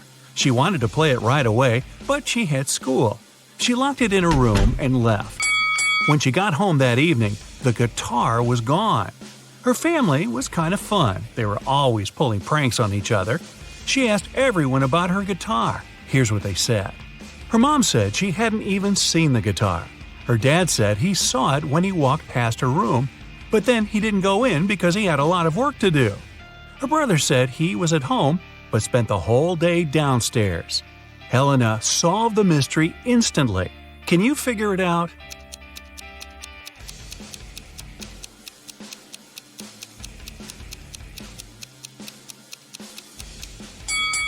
Her dad's lying.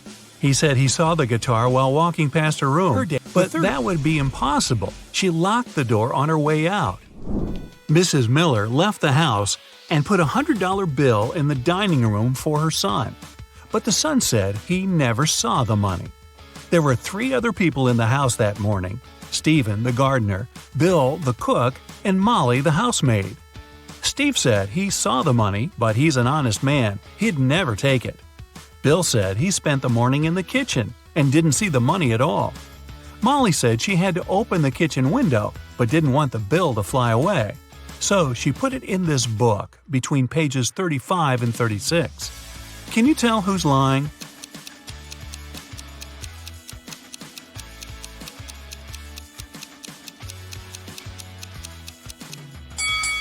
Molly is. She couldn't have put the money between pages 35 and 36. They're 2 sides of the same page. Kevin's a single father of 4. He was working late one evening and got a call from a neighbor. The neighbor just saw one of his daughters walking around with her friends in a totally different neighborhood. It was dark, so the neighbor couldn't tell which daughter it was. When Kevin came back home, he asked his daughters which one of them was out after dark. Lily said she was reading all evening. Madison said she was playing Uno. Riley said she was in the backyard in the pool. Ava said she was talking to a friend in her room. Kevin immediately knew who was lying. Do you?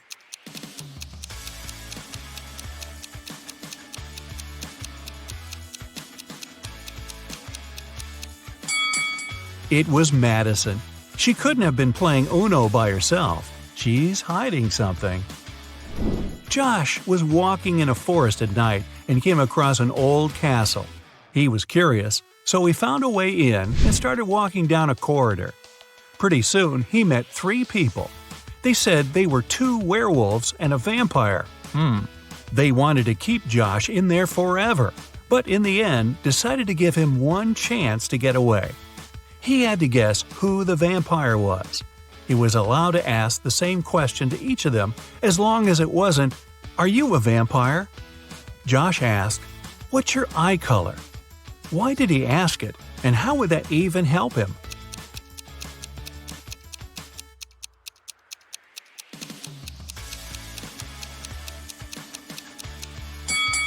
Vampires don't have a reflection in the mirror and don't show up in photos. The vampire probably wouldn't know what color eyes it had.